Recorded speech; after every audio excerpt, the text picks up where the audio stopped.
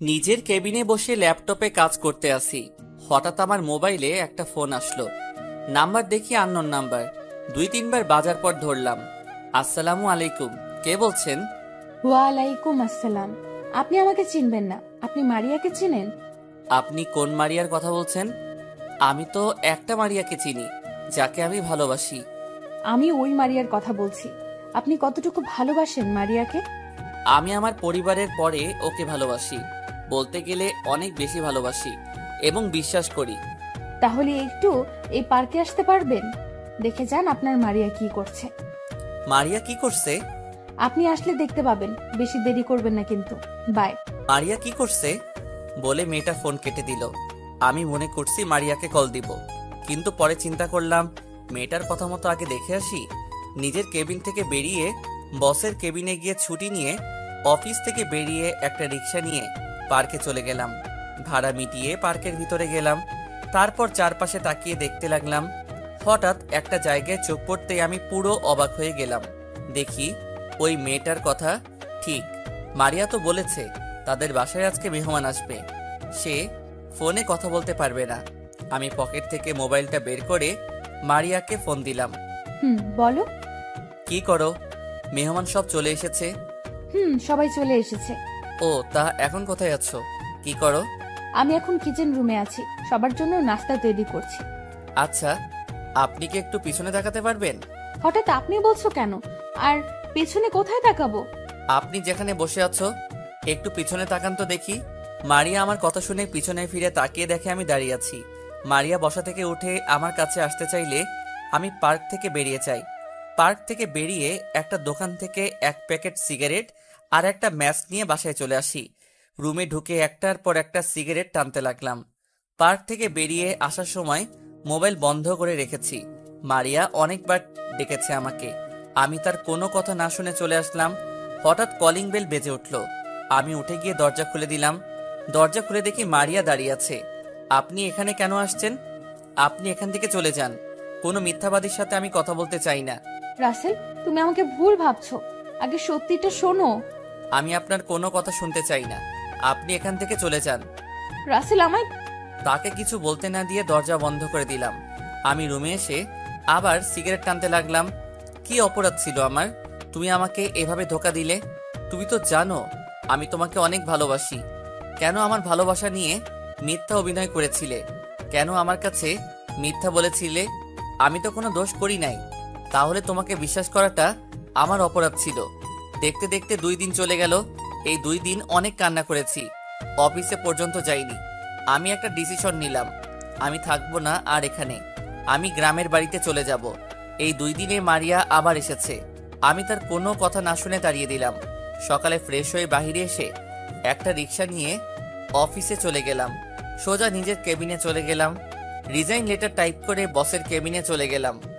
আসতে পারি স্যার? আরে রাসেল, আসো বসো। স্যার, এই নিন রিজাইন লেটার। আমি আর অফিসে চাকরি করব না। আগে বলো তোমার কি হয়েছে? 2 দিন অফিসে কেন আসোনি? আর চাকরি ছাড়বে কেন? অফিসে কারোর সাথে কিছু হয়েছে? না স্যার, অফিসে কারোর সাথে কিছু হয়নি, আমি এমনি চাকরি ছেড়ে দিচ্ছি। রাসেল, আমি জানি তুমি অনেক ভালো ছেলে। অফিসে তুমি নিজের মতো কাজ করো। আমাকে প্লিজ সত্যি করে বলো কি হয়েছে। ঠিক আছে বলছি, আমি একটা মেয়েকে ভালোবাসি, মেয়েটাও আমাকে ভালোবাসে। তার সাথে আমার 1 বছরের সম্পর্ক। তার সাথে ফেসবুকে পরিচয় হয়। কথা বলতে বলতে দুজন দুজনকে ভালোবেসে ফেলি। 6 মাস আগে দুইজনই দেখা করি। তারপর থেকে তার সাথে আরো ভালো সম্পর্ক হয়ে যায়। এভাবে চলছিল আমাদের ভালোবাসা। কিন্তু হঠাৎ 2 দিন আগে আমার মোবাইলে একটা কল আসে। তারপর সব খুলে বললাম। বুঝতে পারছি, হয়তো তোমার থেকে ভালো কাউকে পেয়েছে, তাই বলে তুমি চাকরি ছেড়ে দিবে? আমি তোমাকে অফিস থেকে যেতে দিব না। এই অফিসে কাজ না করো, তবে আমার নোয়াখালী যে অফিস আছে সেটাই তুমি কাজ করো। প্লিজ রাসেল, তুমি চাকরি ছেড়ে যেও না। ঠিক আছে স্যার, আমি আপনার নোয়াখালী অফিসে কাজ করব। আমি আজকে রওনা দিতে চাই। ঠিক আছে, আমি ওখানে ম্যানেজারের সাথে কথা বলে বলছি। আর তোমাকে একটা ফ্ল্যাট দেওয়া হয়েছে, এখন থেকে তুমি ওই বসের দায়িত্ব পালন করবে। আমি মাঝে মাঝে গিয়ে হিসেব নিয়ে আসবো। আর তুমি তো গাড়ি চালাতে পারো, তাই তোমাকে অফিস থেকে একটা গাড়ি দেওয়া হবে। তুমি আজকে না গিয়ে কালকে সকালে যাও। ওকে স্যার, তাহলে আমি এখন বাসায় গিয়ে সবকিছু গুছিয়ে রাখি। ঠিক আছে, যাও। আমি বসের কেবিন থেকে বেরিয়ে অফিসের সবার কাছ থেকে বিদায় নিয়ে বাহিরে চলে আসলাম। একটা রিক্সা নিয়ে রেস্টুরেন্টে গিয়ে খাবার খেয়ে বাসায় চলে আসলাম। অনেকক্ষণ বকবক করে গেছি, এখনো পরিচয় দেই নাই। আমি রাসেল, বর্তমানে একটা অফিসে চাকরি করি। পরিবারের সবাই আছে, কিন্তু একটা ছুরির দায়ে ঘর বের করে দিছে আমাকে আজ 2 বছর আগে। তারপর ঢাকায় চলে আসি। তারপর একটা হোটেলে কাজ নেই। একদিন একটা পত্রিকায় চাকরির বিজ্ঞপ্তি দেখি, তারপর ইন্টারভিউ দিতে চলে যাই। আল্লাহর রহমতে চাকরিটা হয়ে যায়। আমি আবার গল্প লিখি। তখন মারিয়ার সাথে পরিচয় হয় 1 বছর থেকে। তারপর কি হলো সবই তো জানেন। অফিসের বস আমার কাজ দেখে অনেক খুশি হয়, তাই আমাকে তিনি ছাড়তে চান না। আর কিছু জানা লাগবে না, গল্পের সাথে থাকুন, সব জানতে পারবেন। পরের দিন সকালে ঘুম থেকে উঠে ফ্রেশ হয়ে বাহিরে এসে নাস্তা করে বাসায় চলে আসি। বাসার সামনে এসে দেখি বস গাড়ি পাঠিয়ে দিছে। ড্রাইভার আমার কাছে চাবি দিয়ে চলে গেছে। আমি বাসার ভিতরে ঢুকে জামা কাপড়ের ব্যাগটা নিয়ে গাড়িতে রাখলাম। দারোয়ানের কাছে বাসার চাবি দিয়ে গাড়িতে উঠলাম। এই বাসাটায় বস আমাকে থাকতে দিয়েছে। আমি গাড়ি চালিয়ে নোয়াখালীর উদ্দেশ্যে রওনা দিলাম। আগে কয়বার গেছি নোয়াখালী অফিসে কাজের ব্যাপারে, তাই কোনো সমস্যা নেই। প্রায় দুপুর 2টাই বাজে। অফিসের সামনে চলে আসলাম। আসার সময় রেস্টুরেন্ট থেকে খাবার খেয়ে আসলাম। গেট দিয়ে ঢুকে গাড়ি পার্কিং করে অফিসের ভিতরে চলে গেলাম। ভিতরে ঢুকে সোজা ম্যানেজারের কেবিনে চলে গেলাম। ভিতরে আসতে পারি? আরে আসুন স্যার, আপনার আমার কেবিনে আসতে অনুমতি লাগবে? আমি ভিতরে ঢুকে চেয়ারে গিয়ে বসলাম। একটা কথা বলি আপনাকে, আমাকে স্যার না বলে নাম ধরে ডাকবেন। আমি আপনার ছেলের মতো। তুমি অনেক ভালো ছিলে, চলো তোমাকে তোমার কেবিনে নিয়ে যাই। এখন আমি বাসায় যাব। 2 দিন পর থেকে নিয়মিত অফিসে আসব। আপনি আমাকে নতুন ফ্ল্যাটে নিয়ে যান। ঠিক আছে, আমি তোমাকে নতুন বাসায় নিয়ে যাচ্ছি। তারপর ম্যানেজার অফিসের সবাইকে বলে আমার সাথে অফিস থেকে বেরিয়ে আসলো। গাড়িতে উঠে নতুন বাসায় যেতে লাগলাম। কিছুক্ষণ পর একটা বাসার সামনে চলে আসলাম। বাসার ভিতরে ঢোকার পর ম্যানেজার আমাকে 3 তলায় একটা ফ্ল্যাটে নিয়ে গেল। তারপর ম্যানেজারের সাথে কিছুক্ষণ কথা বললাম। ম্যানেজার চলে যাওয়ার পর আমি সবকিছু গুছিয়ে রাখলাম। রাতে বাহির থেকে খাবার খেয়ে রুমে চলে আসলাম। পরের দিন সকালে ঘুম থেকে উঠে ফ্রেশ হয়ে গাড়ি নিয়ে বাহিরে চলে আসলাম। একটা রেস্টুরেন্টে ঢুকে নাস্তা করে নিলাম। রেস্টুরেন্ট থেকে বেরিয়ে আসতেই হঠাৎ একটা পিচ্চি মেয়ে সামনে আসলো। ভাইয়া, কয়টা টাকা দেন না, অনেক ক্ষুধা লাগছে। কালকে থেকে এখনো কিচ্ছু খাইনি। তুমি ভিক্ষা করো কেন? তোমার আব্বু আম্মু কোথায়? ভাইয়া, আমার আব্বু নেই। আমাকে আর আম্মুকে রেখে কোথায় যেন চলে গেছে। আম্মু মানুষের বাসায় কাজ করে। আজ 2 দিন আম্মু অসুস্থ, তাই ঘরে কোনো খাবার নেই। তোমার নাম কি? থাকো কোথায়? ভাইয়া, আমার নাম রাইসা। আমরা বস্তিতে থাকি। ঠিক আছে, আমাকে তোমাদের বাসায় নিয়ে চলো। ভাইয়া, কয়টা টাকা দেন, অনেক ক্ষুধা লাগছে। আম্মু এখনো কিচ্ছু খায়নি, ওষুধও নয়। আমি কি বলবো, বলার কোনো ভাষা নেই। হায় রে মানুষ, এখন মেয়েটার পড়ালেখা করার সময়, এখন সে রাস্তায় ভিক্ষা করছে। আমি আর কোনো কথা না বলে রাইসাকে নিয়ে রেস্টুরেন্টে ঢুকে গেলাম। রাইসার জন্য খাবার অর্ডার করলাম। কিছুক্ষণ পর খাবার দিয়ে গেল। রাইসা কিছু খাবার খেয়ে বাকিটা একটা পলিথিনে ঢুকাতে গেলে আমি বললাম, তুমি খাবার পলিথিনে ঢুকাও কেন? ভাইয়া, আম্মু তো এখনো কিচ্ছু খায়নি, তাই আম্মুর জন্য বাকি খাবারগুলো নিয়ে যাচ্ছি। তোমার আম্মুর জন্য যাওয়ার সময় খাবার নিয়ে যাব, আগে তুমি খেয়ে নাও। রাইসা আর কোনো কথা না বলে খাবার খেতে লাগলো। কি সুন্দর করে রাইসা খাবার খাচ্ছে, আর তার আব্বু এমনটা মেয়েকে রেখে চলে গেল। রাইসার খাওয়া শেষ হলে তাকে নিয়ে গাড়িতে উঠলাম। রাইসার আম্মুর জন্য খাবার নিয়ে নিলাম। রাইসাকে নিয়ে বস্তিতে যেতে লাগলাম। কিছুক্ষণ পর একটা বস্তিতে চলে আসলাম। গাড়ি খাবারের প্যাকেট নিয়ে রাইসার সাথে বস্তির ভিতরে চলে গেলাম। ভিতরে ঢুকে একটা রুমে ঢুকলাম। রুমটা প্লাস্টিক দিয়ে বানানো। বৃষ্টি হলে সবকিছু ভিজে যাবে, কারণ প্লাস্টিক জায়গায় জায়গায় ছিঁড়ে আছে।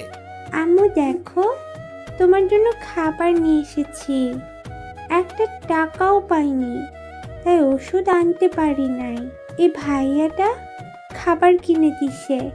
রাইসার আম্মু একটু মাথা তুললো, দেখে মনে হচ্ছে অনেক জ্বর শরীরে। আমি ওনার মাথায় হাত দিয়ে দেখি জ্বরে মাথা পুড়ে যাচ্ছে, তাই ওনার সাথে কথা না বলে কোলে নিয়ে গাড়িতে রাখলাম। তারপর একটা হাসপাতালে নিয়ে গেলাম। হাসপাতালে নেওয়ার পর ডাক্তার ওনাকে কেবিনের ভিতরে নিয়ে গেল। কিছুক্ষণ পর একজন ডাক্তার বেরিয়ে আসলো। ডাক্তার, কি অবস্থা ওনার? উনি এখন ভালো আছে, কয়দিন ধরে খাওয়া দাওয়া করে নাই। তাই শরীর অনেক দুর্বল হয়ে গেছে। আমি কিছু ওষুধ লিখে দিচ্ছি, আপনি এগুলো নিয়মিত খাওয়াবেন, তাহলে সুস্থ হয়ে যাবে। ঠিক আছে ডাক্তার। ইনজেকশন দিয়ে জ্বরটা কমিয়ে আনছি, কিছু খাবার নিয়ে এসে ওষুধ খাইয়ে দিবেন। আল্লাহর রহমতে কিছুদিনের মধ্যেই সুস্থ হয়ে যাবে। ওকে ডাক্তার। আর ওনার কাছে এখন যাওয়া যাবে? যেতে পারেন। আমি আর রাইসা ভিতরে ঢুকলাম, দেখি রাইসার আম্মু চোখ বন্ধ করে শুয়ে আছে। তাই রাইসাকে বললাম এখন যেন না ডাকে তার মাকে, আমি বাইরে থেকে ওষুধ নিয়ে আসছি বলে আমি বাইরে চলে আসলাম। বাহিরে এসে ডাক্তারের দেওয়া ওষুধ নিয়ে আবার চলে আসলাম। কেবিনের ভিতরে ঢুকে দেখি উনি রাইসাকে জড়িয়ে ধরে আছে। একটু কষ্ট করে খাবার খেয়ে ওষুধগুলো খেয়ে নেন। তুমি কে বাবা? আমার জন্য এত কিছু কেন করলে? আমার পরিচয় পরে জানতে পারবেন, আগে খাবারগুলো খেয়ে নেন। রাইসার আম্মু কোনো কথা না বলে হালকা খাবার খেলো, তারপর ওষুধ খাইয়ে দিলাম। আমি বললাম কিছুক্ষণ শুয়ে থাকতে, আমি ডাক্তারের কাছ থেকে আসছি। দেখতে দেখতে আজ 3 দিন পর আমার বাসায় নিয়ে আসলাম রাইসা এবং তার আম্মুকে। আমি অফিসে ফোন দিয়ে বলেছি আমি অফিসে আসতে কিছুদিন লেট হবে, ম্যানেজারকে সবকিছু দেখে রাখতে বলেছি। মারিয়ার কথা এখন তেমন মনে পড়ে না, আসলে রাইসার আম্মুর সেবা করতে করতে তার কথা ভুলেই গেছি। তো যাই হোক, এই বাসায় কাউকে তো দেখছি না। মানে তোমার আব্বু আম্মা ওনারা কোথায়? আমার এখানে কেউ নেই। গতকাল আমি ঢাকা থেকে এসেছি, আমার অফিসের বসের এখানে একটা অফিস আছে, সেটা দেখাশোনা করার জন্য এসেছি। আর অফিস আমাকে এই বাসাটা দেয়া হলো। আব্বু আম্মুর কথা পরে এক সময় বলবো, তার আগে একটা কথা বলতে পারি? বলো। যদি কিছু মনে না করেন আমি আপনাকে আম্মু বলে ডাকতে পারি, আর রাইসাকে নিজের বোনের বানাতে পারি, যদি আপনি অনুমতি দেন। এখানে অনুমতি নেওয়ার কি আছে? তুমি আমাকে আম্মু বলে ডেকো। রাইসা, আমাকে কি ভাইয়া বলে সারা জীবন ডাকতে পারবি না? তুমি তো আমার ভাইয়া, আমি সব সময় তোমাকে নিজের ভাইয়া মনে করব। এই তো আমার লক্ষ্মী বোন। আর আম্মু চলো তোমাকে রুমে নিয়ে যাই। ঠিক আছে চলো। আমি আম্মুকে একটা রুমে নিয়ে গেলাম, রাইসা আর আম্মুকে ওয়াশরুম দেখিয়ে দিলাম। তারপর আমি বাহিরে চলে আসলাম। বাহিরে এসে গাড়ি নিয়ে একটা রেস্টুরেন্টে চলে গেলাম। রেস্টুরেন্ট থেকে খাবার নিয়ে আবার বাসায় চলে আসলাম। বাসার ভিতরে ঢুকে আম্মুর রুমে চলে গেলাম। ভিতরে ঢুকে দেখি আম্মু আর রাইসা বিছানায় বসে আছে। আম্মু বসো, আমি ফ্রেশ হয়ে আসছি, সবাই একসাথে খাবার খাবো। ঠিক আছে বাবা। তারপর আমি নিজের রুমে চলে আসলাম। রুমে এসে ফ্রেশ হয়ে আম্মুর রুমে চলে গেলাম। তারপর সবাই একসাথে খাবার খেলাম আর আম্মুকে ওষুধ খাইয়ে দিলাম। আমি নিজের রুমে চলে আসলাম। এখন আমার মতো সুখী আর কেউ নেই। যেখানে আমার মা বাবা ছুটির দায়ে ঘর থেকে বের করে দিল, সেখানে আমি আজ একটা মা আর বোন পেয়েছি। দেখতে দেখতে আরো 5 দিন চলে গেল। আম্মু এখন অনেক সুস্থ। সকালে সবাই একসাথে নাস্তা করছি। তখন আমি বললাম, আম্মু কালকে থেকে অফিসে যেতে হবে, অনেক কাজ জমে গেছে। আর রাইসা, তুমি কোন ক্লাস পর্যন্ত পড়ছো? ভাইয়া, আমি ক্লাস 4র্থ শ্রেণী পর্যন্ত পড়েছি। আজ 1 মাসের মতো পড়ি না, কারণ আম্মু ঠিকভাবে টাকা দিতে পারতো না। রাইসার কথা শুনে আম্মু চোখের পানি চলে আসছে। আমি আম্মুর চোখের পানি মুছে দিয়ে বললাম, আম্মু কান্না করো না, আমি এখন থেকে আমার বোনকে পড়ালেখা করাবো। তুমি শুধু আমার আর রাইসার জন্য দোয়া করবে। আমি কি কখনো তোদের বদদোয়া করতে পারি? তুই ছাড়া এখন আমাদের কে আছে? কেউ কি এভাবে রাস্তা থেকে তুলে এনে বাসায় থাকতে দেয়? আমি তোদের জন্য মরার আগ পর্যন্ত দোয়া করে যাব। ঠিক আছে আম্মু। আর আজকে একটা কাজের মহিলা আসবে। কাজের মহিলা কেন? তো বাসার কাজ করতে হবে না? আমাদের জন্য খাবার রান্না করা লাগবে না? আমি যতদিন বেঁচে আছি ততদিন কোনো কাজের লোকের দরকার নেই। আমি এখন থেকে বাসা দেখে রাখবো, তুই শুধু বাজার করে নিয়ে আসিস। ভাইয়া, এত কিছু কি এনেছিস? কিছু আমার কাছে দে, তোর অনেক কষ্ট হচ্ছে। আমার কোনো কষ্ট হচ্ছে না, আমি পারবো নিতে। ঠিক আছে, এই ছোট ব্যাগ দুটো আমার কাছে দে। আমি আর কিছু বললাম না। রাইসার হাতে 2টা ব্যাগ দিয়ে ভিতরে ঢুকলাম। আম্মু রুম থেকে বেরিয়ে আসলো। তোমার জন্য কয়েকটা শাড়ি এনেছি, দেখো তো তোমার পছন্দ হয়েছে নাকি, না হলে সমস্যা নেই, দোকানদার বলল ফিরিয়ে নিবে। আরে আমার অনেক পছন্দ হয়েছে। তুই এত শাড়ি আনতে গেলি কেন? কত টাকা খরচ হয়েছে? আরে আম্মু, টাকার কথা তোমাকে ভাবতে হবে না, তোমাদের নিয়ে সারা বছর খেলেও আমার টাকা শেষ হবে না। আর এই নাও, ফলগুলো ফ্রিজে রেখে দাও, তুমি আর রাইসা এগুলো খাবে। আম্মু আর কোনো কথা না বলে ফলগুলো আর কাপড় নিয়ে রুমে চলে গেল। কিছুক্ষণ পর আমার কাছ থেকে বাজারগুলো নিয়ে গেল। হঠাৎ রাইসার দিকে তাকিয়ে দেখি মুখ বেজার করে বসে আছে। কি রে রাইসা, তুই মুখটা এমন করে আছিস কেন? ভাইয়া, আমার জন্য কিছু আনো নাই? কে বলেছে আমার পাগলি বোনটার জন্য কিছু আনি নাই? তোর জন্য আইসক্রিম আর চকলেট নিয়ে এসেছি, আর 5টা জামা নিয়ে এসেছি। এই দেখ। আসলে এতক্ষণ কাজা বাজারের কারণে রাইসা তার জিনিসগুলো দেখতে পাইনি। দেখতে দেখতে আজকের দিনটা কোনো রকম কেটে গেছে। ও আপনাদের তো বলতে ভুলে গেছি, আমি এখন নতুন সিম চালাই। আগের সিমটা ভেঙে ফেলেছি। আম্মু আর রাইসাকে পেয়ে মারিয়ার কথা ভুলে গেছি। সকালে রাইসা আমার রুমে এসে ডাকতে লাগলো। আমি ঘুম থেকে উঠে রাইসাকে বললাম, রাইসা তুই রেডি হয়ে নিস, তোকে আজকে স্কুলে ভর্তি করিয়ে দিয়ে তারপর আমি অফিসে যাব। ঠিক আছে ভাইয়া। রাইসা আমার রুম থেকে চলে গেল। আমি বিছানায় বসে না থেকে ওয়াশরুমে ঢুকে ফ্রেশ হয়ে অফিসের জন্য রেডি হয়ে নিচে চলে আসলাম। নিচে এসে নাস্তার টেবিলে গিয়ে বসলাম। কিছুক্ষণ পর রাইসা বেরিয়ে আসলো। আমার বোনটা আজকে আমার দেওয়া জামা থেকে একটা নতুন জামা পরেছে। রাইসাকে দেখতে একদম কিউট লাগছে। আম্মু এসে নাস্তা দিল। তারপর সবাই একসাথে নাস্তা করে আম্মুর কাছে বলে বাহিরে এসে গাড়ি নিয়ে একটা স্কুলে চলে গেলাম। রাইসাকে ভর্তি করিয়ে আমার সাথে অফিসে নিয়ে গেলাম। অফিসে ঢোকার সাথে সাথে সবাই দাঁড়িয়ে গেল। আমি সবাইকে বসতে বলে নিজের কেবিনে চলে আসলাম। রাইসাকে বললাম সোফায় গিয়ে বসতে। আমার চেয়ারে বসে ম্যানেজার আঙ্কেলকে ফোন দিলাম। ফোন দিয়ে বললাম আমার কেবিনে আসার জন্য। তারপর পিয়নকে ফোন দিয়ে বললাম 3টা কপি দিয়ে যেতে। কিছুক্ষণ ম্যানেজার আঙ্কেল আসলো। ভিতরে আসতে পারি? আরে আঙ্কেল আসুন, আমার কেবিনে আসতে অনুমতি লাগবে না, বসুন। চলো তোমাকে সবার সাথে পরিচয় করিয়ে দিই। আরেকটু পরে যাব। পিয়ন চাচাকে বললাম কফি দিয়ে যেতে। কফি খেয়ে তারপর সবার সাথে পরিচয় হব। ঠিক আছে। আর ওকে তো চিনলাম না, ওকে? ও হচ্ছে আমার কিউট বোন, নাম রাইসা। রাইসা আর তার আম্মুর জন্য এই কয়দিন অফিস আসে নাই। তারপর সব খুলে বললাম। অনেক ভালো করছো। কয়জনে এমন কাজ করে?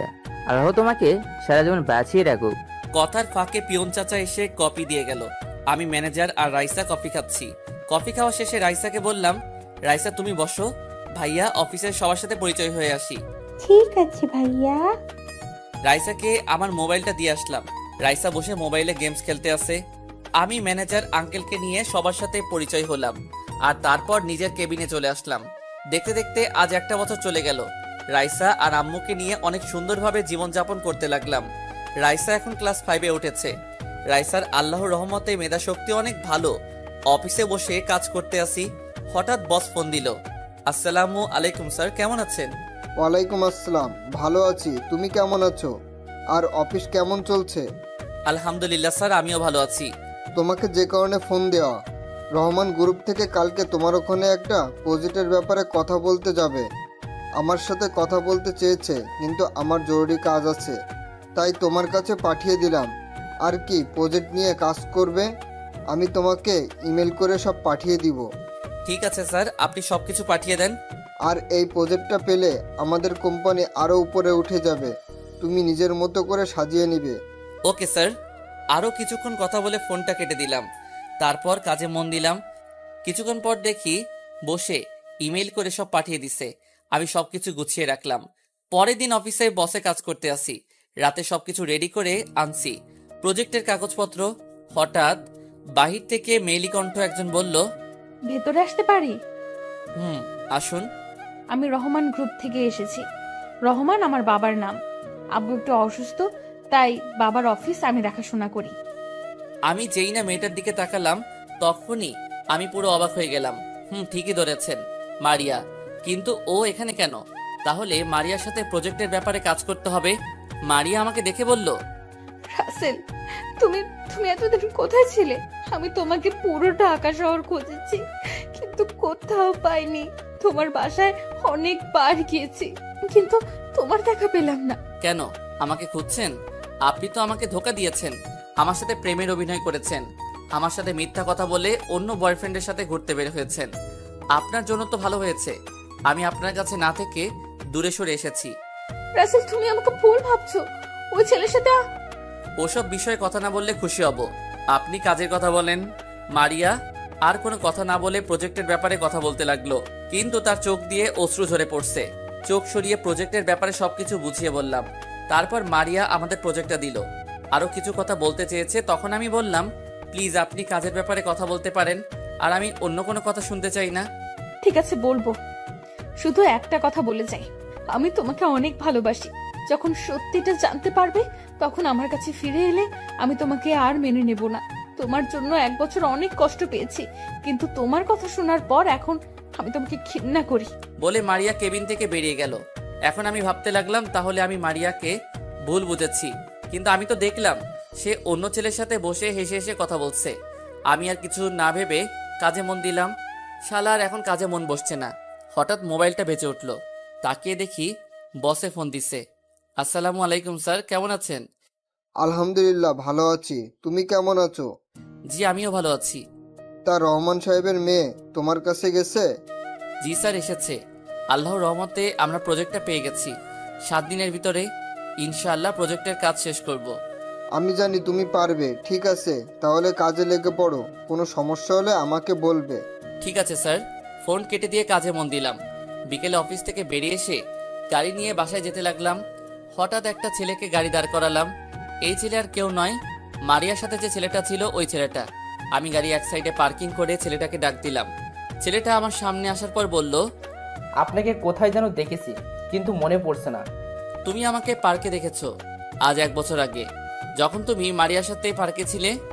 ও, তার মানে আপনি রাসেল। মারিয়ার মুখে অনেকবার আপনার কথা শুনেছি, কিন্তু কখনো দেখিনি। কেন? আমার ছবি তো মারিয়ার মোবাইলে ছিল। মারিয়া তো ওই দিক আপনাকে অনেকবার ডেকেছেন, কিন্তু আপনি তার কোনো কথা না শুনে চলে গেলেন। তখন মারিয়া রাগ করে মোবাইল আছাড় মেরে ভেঙে ফেলে। ও, তা তোমাদের ভালোবাসা কেমন চলছে? মারিয়া তোমাকে অনেক ভালোবাসে তাই না?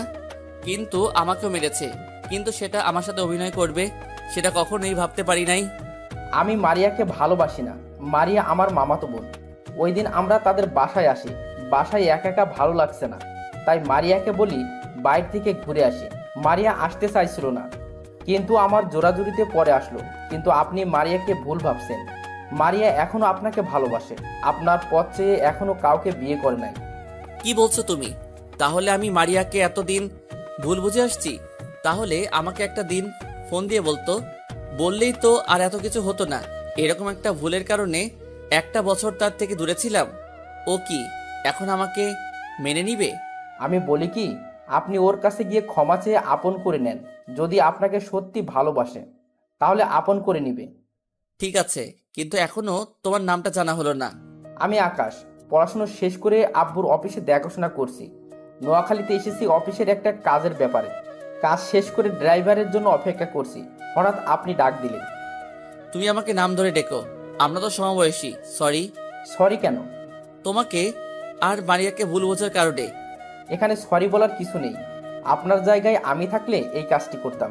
আচ্ছা ঠিক আছে, চলো দুজনে কফি খেতে খেতে কথা বলি। এখন আমার বাসায় যেতে হবে, অন্য একদিন খাবো। এখন আসি। ঠিক আছে যাও, তবে যাওয়ার আগে একটা কথা বলে যাও। মারিয়া কি সবসময় অফিসে থাকে? হুম। বলে আকাশ চলে গেল। আমি আর দাঁড়িয়ে না থেকে গাড়ি বাসায় যেতে লাগলাম। তার মানে মারিয়ার সঙ্গে আকাশের কিছু নেই। আমি এতদিন ভুল বুঝে দূরে ছিলাম, মারিয়াকে একটা কথা বলার সুযোগ দেয়নি। যদি মারিয়ার কথাগুলো শুনতাম তাহলে এত কিছু হতো না। না, আমি আর ভাবতে পারছি না। আমাকে মারিয়ার কাছে ক্ষমা চেতে হবে। বাসায় এসে কলিং বেল চাপ দিলাম। কিছুক্ষণ পর রাইসা এসে দরজা খুলে দিল। কি রে ভাইয়া, তুই আজকে আসতে তো দেরি হলো কেন? আর চেহারা কেমন জানি দেখা যাচ্ছে, কি হয়েছে তোর? রাস্তায় একটা কাজ ছিল, শেষ করে আস্তে আস্তে একটু লেট হয়ে গেছে। আর কাজ করে আসছি তো, তাই চেহারা এমন দেখা যাচ্ছে। ফ্রেশ হলে সব ঠিক হয়ে যাবে। ঠিক আছে, ভিতরে আয়। আমি ভিতরে ঢুকে নিজের রুমে চলে গেলাম। বিছানায় বসে ভাবতে লাগলাম, মারিয়া কি আমাকে আপন করে নিবে? আমি তো তাকে অপমান করেছি। বিছানা থেকে উঠে ফ্রেশ হতে চলে গেলাম। রাতে সবার সাথে খাবার খেয়ে রুমে চলে গেলাম। আসলাম না, আমাকে মারিয়ার কাছে যেতে হবে। পকেট থেকে মোবাইলটা বের করে বসকে ফোন দিলাম। আসসালামু আলাইকুম স্যার। ওয়ালাইকুম আসসালাম। কি ব্যাপার রাসেল, হঠাৎ রাতে ফোন দিলে যে? আসলে স্যার আমার কিছুদিন ছুটি লাগবে। হঠাৎ কিসের জন্য ছুটি চাইছো? আসলে স্যার, তারপর সব খুলে বললাম। তার মানে রহমান সাহেবের মেয়ের সাথে তোমার প্রেম ছিল? জি স্যার, তাই বলছি। ওর কাছে ক্ষমা চেয়ে আপন করে নিব। তাহলে এক কাজ করো, তারা যে প্রজেক্টটা আমাদের দিয়েছে ওটার কাজ শেষ করে তার সাথে দেখা করো, তারপর সব খুলে বলো। ঠিক আছে স্যার। আরও কিছুক্ষণ কথা বলে কেটে দিলাম। দেখতে দেখতে আজ 5 দিন চলে গেছে। 7 দিনের জায়গায় 5 দিন প্রজেক্টটা রেডি করে ফেলেছি, কাজও করেছি, তাই তাড়াতাড়ি হয়ে গেছে। সকালে রেডি হয়ে আম্মু আর রাইসাকে বলে গাড়ি নিয়ে ঢাকার উদ্দেশ্যে রওনা দিলাম। ম্যানেজারকে বলে রাখলাম আমার আম্মু আর বোনকে দেখে রাখতে। 5 ঘন্টা পর ঢাকা এসে পৌঁছে গেলাম। প্রথমে বসের অফিসে গেলাম। বসের সাথে কিছু কথা বলে মারিয়ার অফিসে যেতে খাবার খেয়ে নিলাম। রেস্টুরেন্টের অফিসের গেট দিয়ে ঢুকে গাড়ি পার্কিং করে অফিসের ভিতরে গেলাম। পিয়নকে বললাম বসের কেবিন কোনটা। পিয়ন আমাকে বসের কেবিন দেখিয়ে দিল। আমি মারিয়ার কেবিনের সামনে গিয়ে হালকা করে দরজা ধাক্কা দিয়ে ভিতরে তাকিয়ে যেটা দেখলাম সেটা দেখে আমি পুরো অবাক হয়ে গেলাম। আসলে তেমন খারাপ কিছু না। ভিতরে দেখি মারিয়া একটা ছেলের সাথে হেসে হেসে কথা বলছে। আমি তখন বললাম ভিতরে আসতে পারি? আসুন। মারিয়া ছেলেটার সাথে কথা বলতে ব্যস্ত। আমি ভিতর ঢুকে তাদের সামনে গেলাম। মারিয়া আমাকে দেখে বলল, আরে মিস্টার রাসেল, হঠাৎ আমার অফিসে কি মনে করে? আর দাঁড়িয়ে কেন? বসুন। আমি ছেলেটার পাশের চেয়ারে বসলাম। তখন ছেলেটা বলল, তাহলে আমি এখন আসি মারিয়া, পরে আরেক সময় আসবো।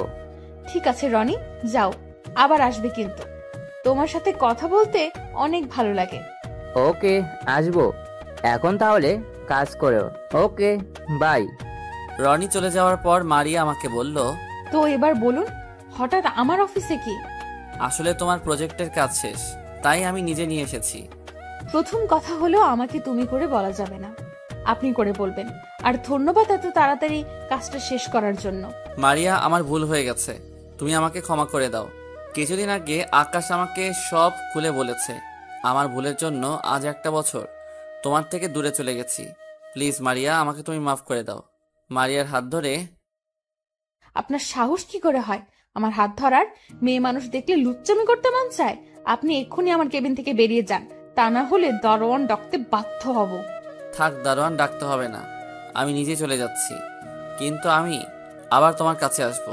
তুমি আমাকে যত অপমান করো না কেন, আমি তারপরেও আসবো। বলে মারিয়ার কেবিন থেকে বেরিয়ে গেলাম। নিজের চোখ দিয়ে 2 ফোঁটা পানি পড়ে গেল। মারিয়া আমার গায়ে হাত তুলল। আমি তো তাকে বলবো যে কখনো গায়ে হাত তুলি নাই। চোখের পানি মুছে গাড়িতে গিয়ে বসলাম। হঠাৎ মোবাইলের কথা মনে পড়লো। মোবাইল তো মারিয়ার টেবিলের উপর। তখন গাড়ি থেকে নেমে অফিসে ঢুকে মারিয়ার কেবিনের সামনে গিয়ে বললাম, আসতে পারি ভিতরে? আপনি আবার কেন এসেছেন? সরি, আসলে আমার মোবাইলটা আপনার টেবিলের উপর রেখে গেছি। ঠিক আছে, ভিতরে এসে নিয়ে যান। আমি মারিয়ার কেবিনে ঢুকে মোবাইলটা হাতে নিলাম। মারিয়ার দিকে তাকিয়ে দেখি চোখ দুটো লাল হয়ে আছে। হয়তো কান্না করেছে, কিন্তু ও কান্না করবে কেন? আমি আর কিছু না ভেবে অফিস থেকে বেরিয়ে এসে গাড়ি নিয়ে সোজা বসের অফিসে চলে গেলাম। বসকে বলেছি আমাকে এখানে একটা বাসা ভাড়া নিয়ে দিতে কিছুদিনের জন্য, কিন্তু বস বলল তার বাসায় তার পরিবারের সাথে থাকতে। আমিও আর না করলাম না। বিকেলে বসের সাথে তার বাসায় গেলাম। আসলে এই প্রথম বসের বাসায় এসেছি। আমি মার্কেট থেকে কিছু ফল মিষ্টি নিয়ে নিলাম।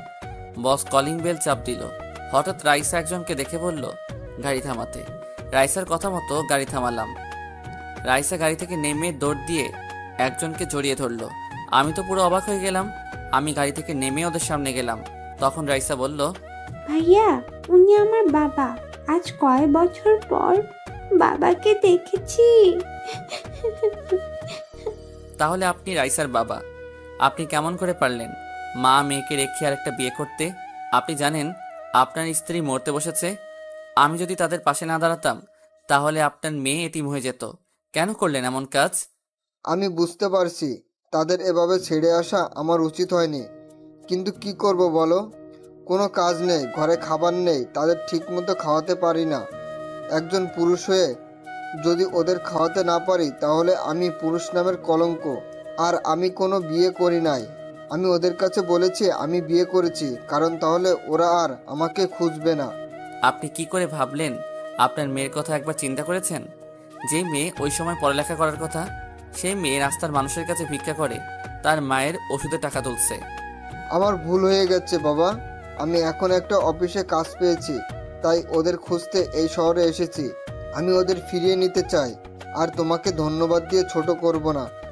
তুমি ওদের জন্য যা করেছো আমি সারা জীবন ঋণী হয়ে থাকবো। ভাইয়া, আব্বু যখন ভুল বুঝতে পেরেছে তাহলে আব্বুকে ক্ষমা করে দাও। আমি বাবাকে ছাড়া থাকতে পারবো না। দেখুন কি বলছে আপনার মেয়ে। যে জায়গায় আপনাকে ঘৃণা করার কথা সেখানে আপনাকে ক্ষমা করে দিতে বলছে। আমি আর এমন কাজ করব না। বাঁচতে হলে একসাথে বাঁচবো, আর মরতে হলে একসাথে মরবো। আমি ওদের ছেড়ে আর কোথাও যাব না। আমি আমার মেয়েকে মানুষের মতো মানুষ করব। ঠিক আছে, এখন আপনি সাথে আমার বাসায় চলেন। রাইসার আম্মু আমার বাসায় আছে। তারপর রাইসা আর রাইসার আব্বুকে নিয়ে বাসায় চলে আসলাম। কলিং বেল চাপ দেওয়ার পর আম্মু এসে দরজা খুলে দিল। আমাদের সাথে স্বামীকে দেখে জড়িয়ে ধরে কান্না করে দিল। রাইসার আব্বু আম্মুর কাছে ক্ষমা চেয়েছে, আম্মু ক্ষমা করে দিছে। কিছুক্ষণ কথা বলার পর তারা রুমে চলে গেল। আমি আমার রুমে চলে আসলাম। বিকেলে আম্মু আর রাইসাকে নিয়ে চলে যাবে। আম্মু আর রাইসা আমাকে জড়িয়ে ধরে কান্না করে দিল।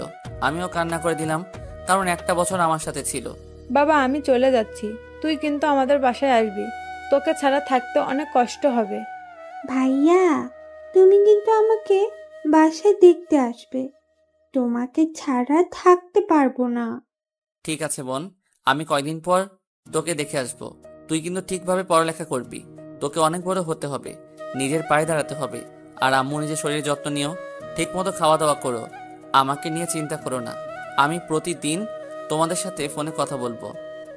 আরও কিছু কথা বলে তাদের গাড়িতে গিয়ে বাস কাউন্টারে নামিয়ে দিয়ে আসলাম, কারণ রাইসার আব্বু সিলেটে একটা অফিসে কাজ পেয়েছে। তাদের বিদায় দিয়ে বাসায় চলে আসলাম।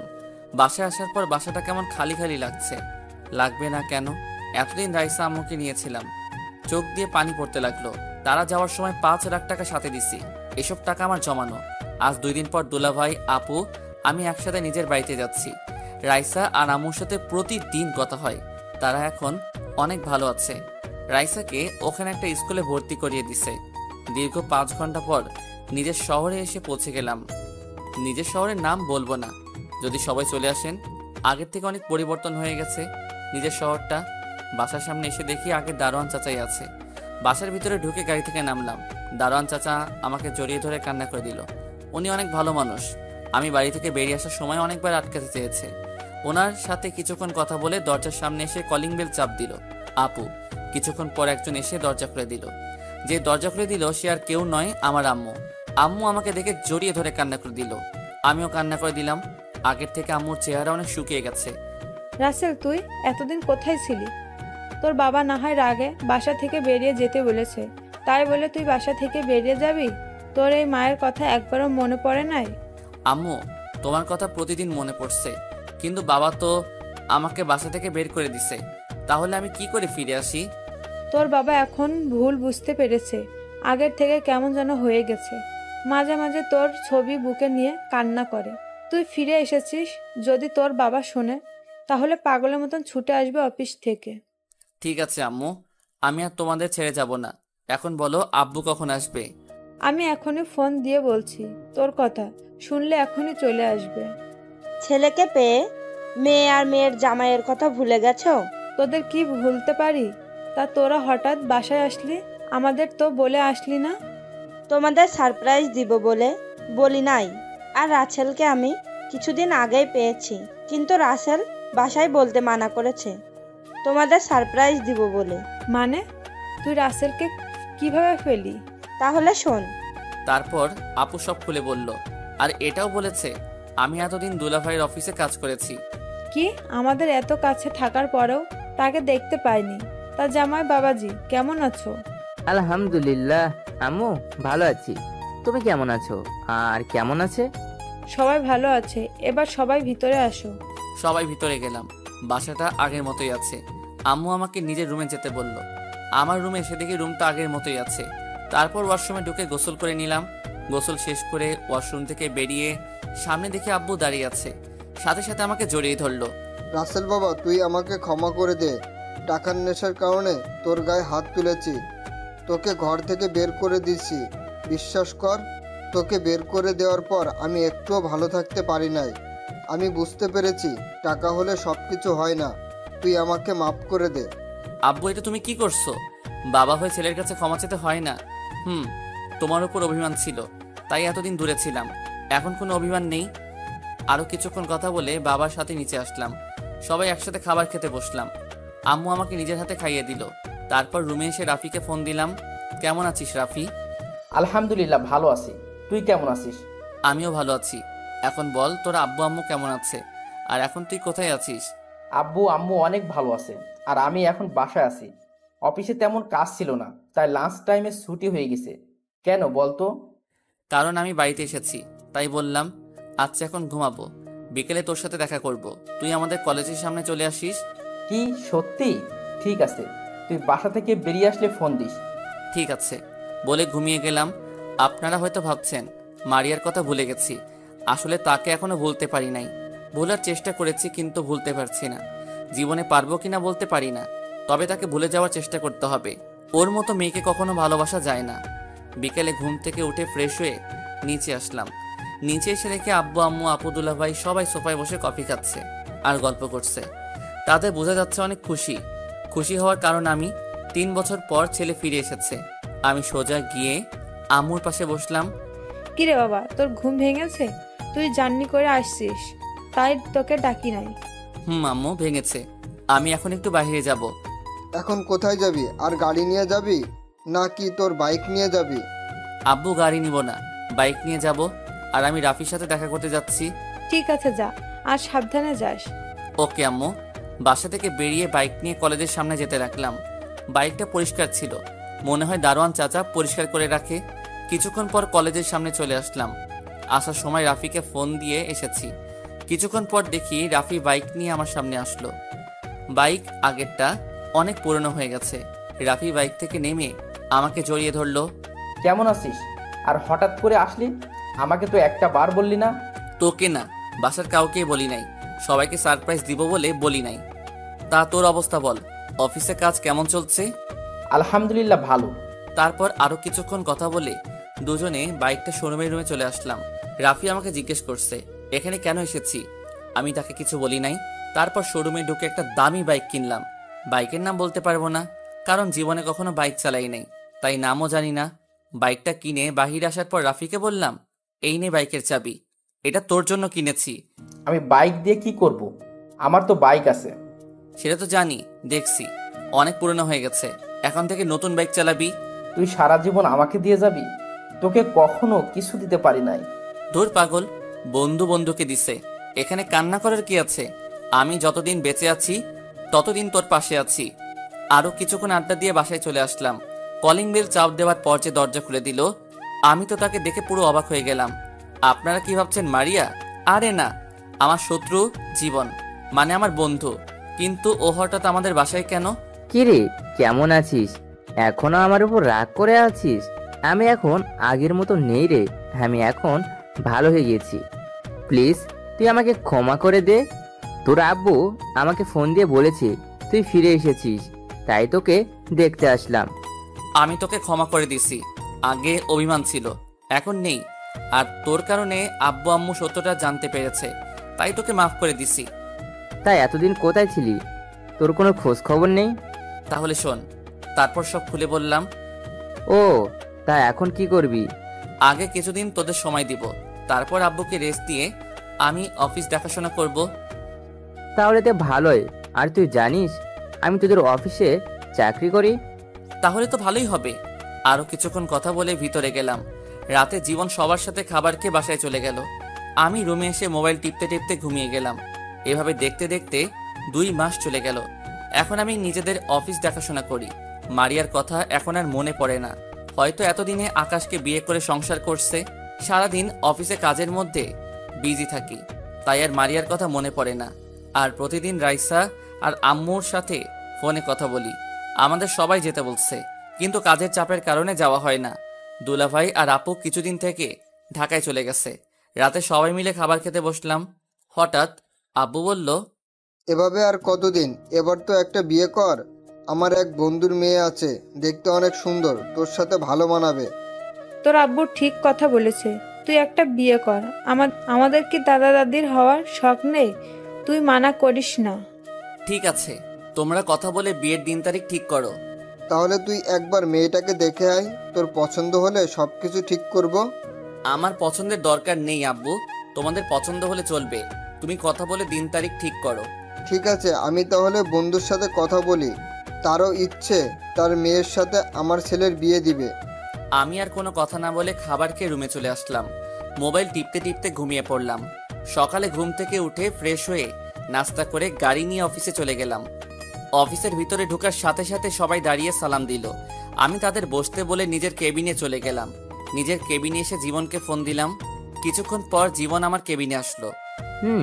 বল, কেন ডেকেছিস? তোর কি হাতে কাজ বেশি আছে? না, তেমন কোনো কাজ নেই। কেন বলো তো? তাহলে চল একটু বাইরে থেকে ঘুরে আসি, আজকে অফিসে ভালো লাগছে না। ঠিক আছে, তুই বস, আমি সবাইকে বলে আসছি। জীবন কেবিন থেকে বেরিয়ে গেল।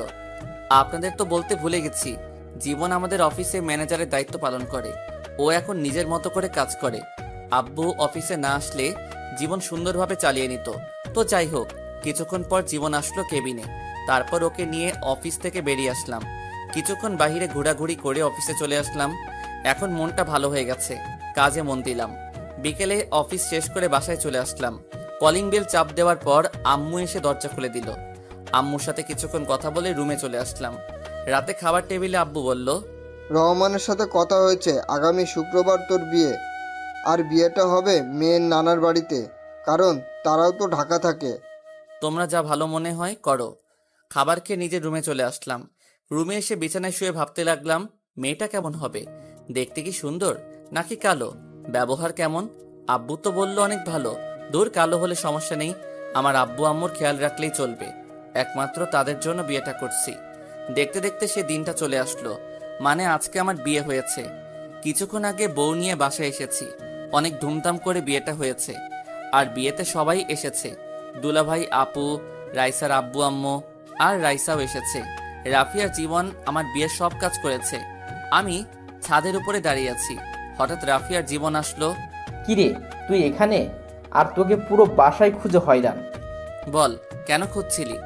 এখন রাত কয়টা বাজে সেদিকে খেয়াল আছে? ভাবি রুমে একা বসে আছে।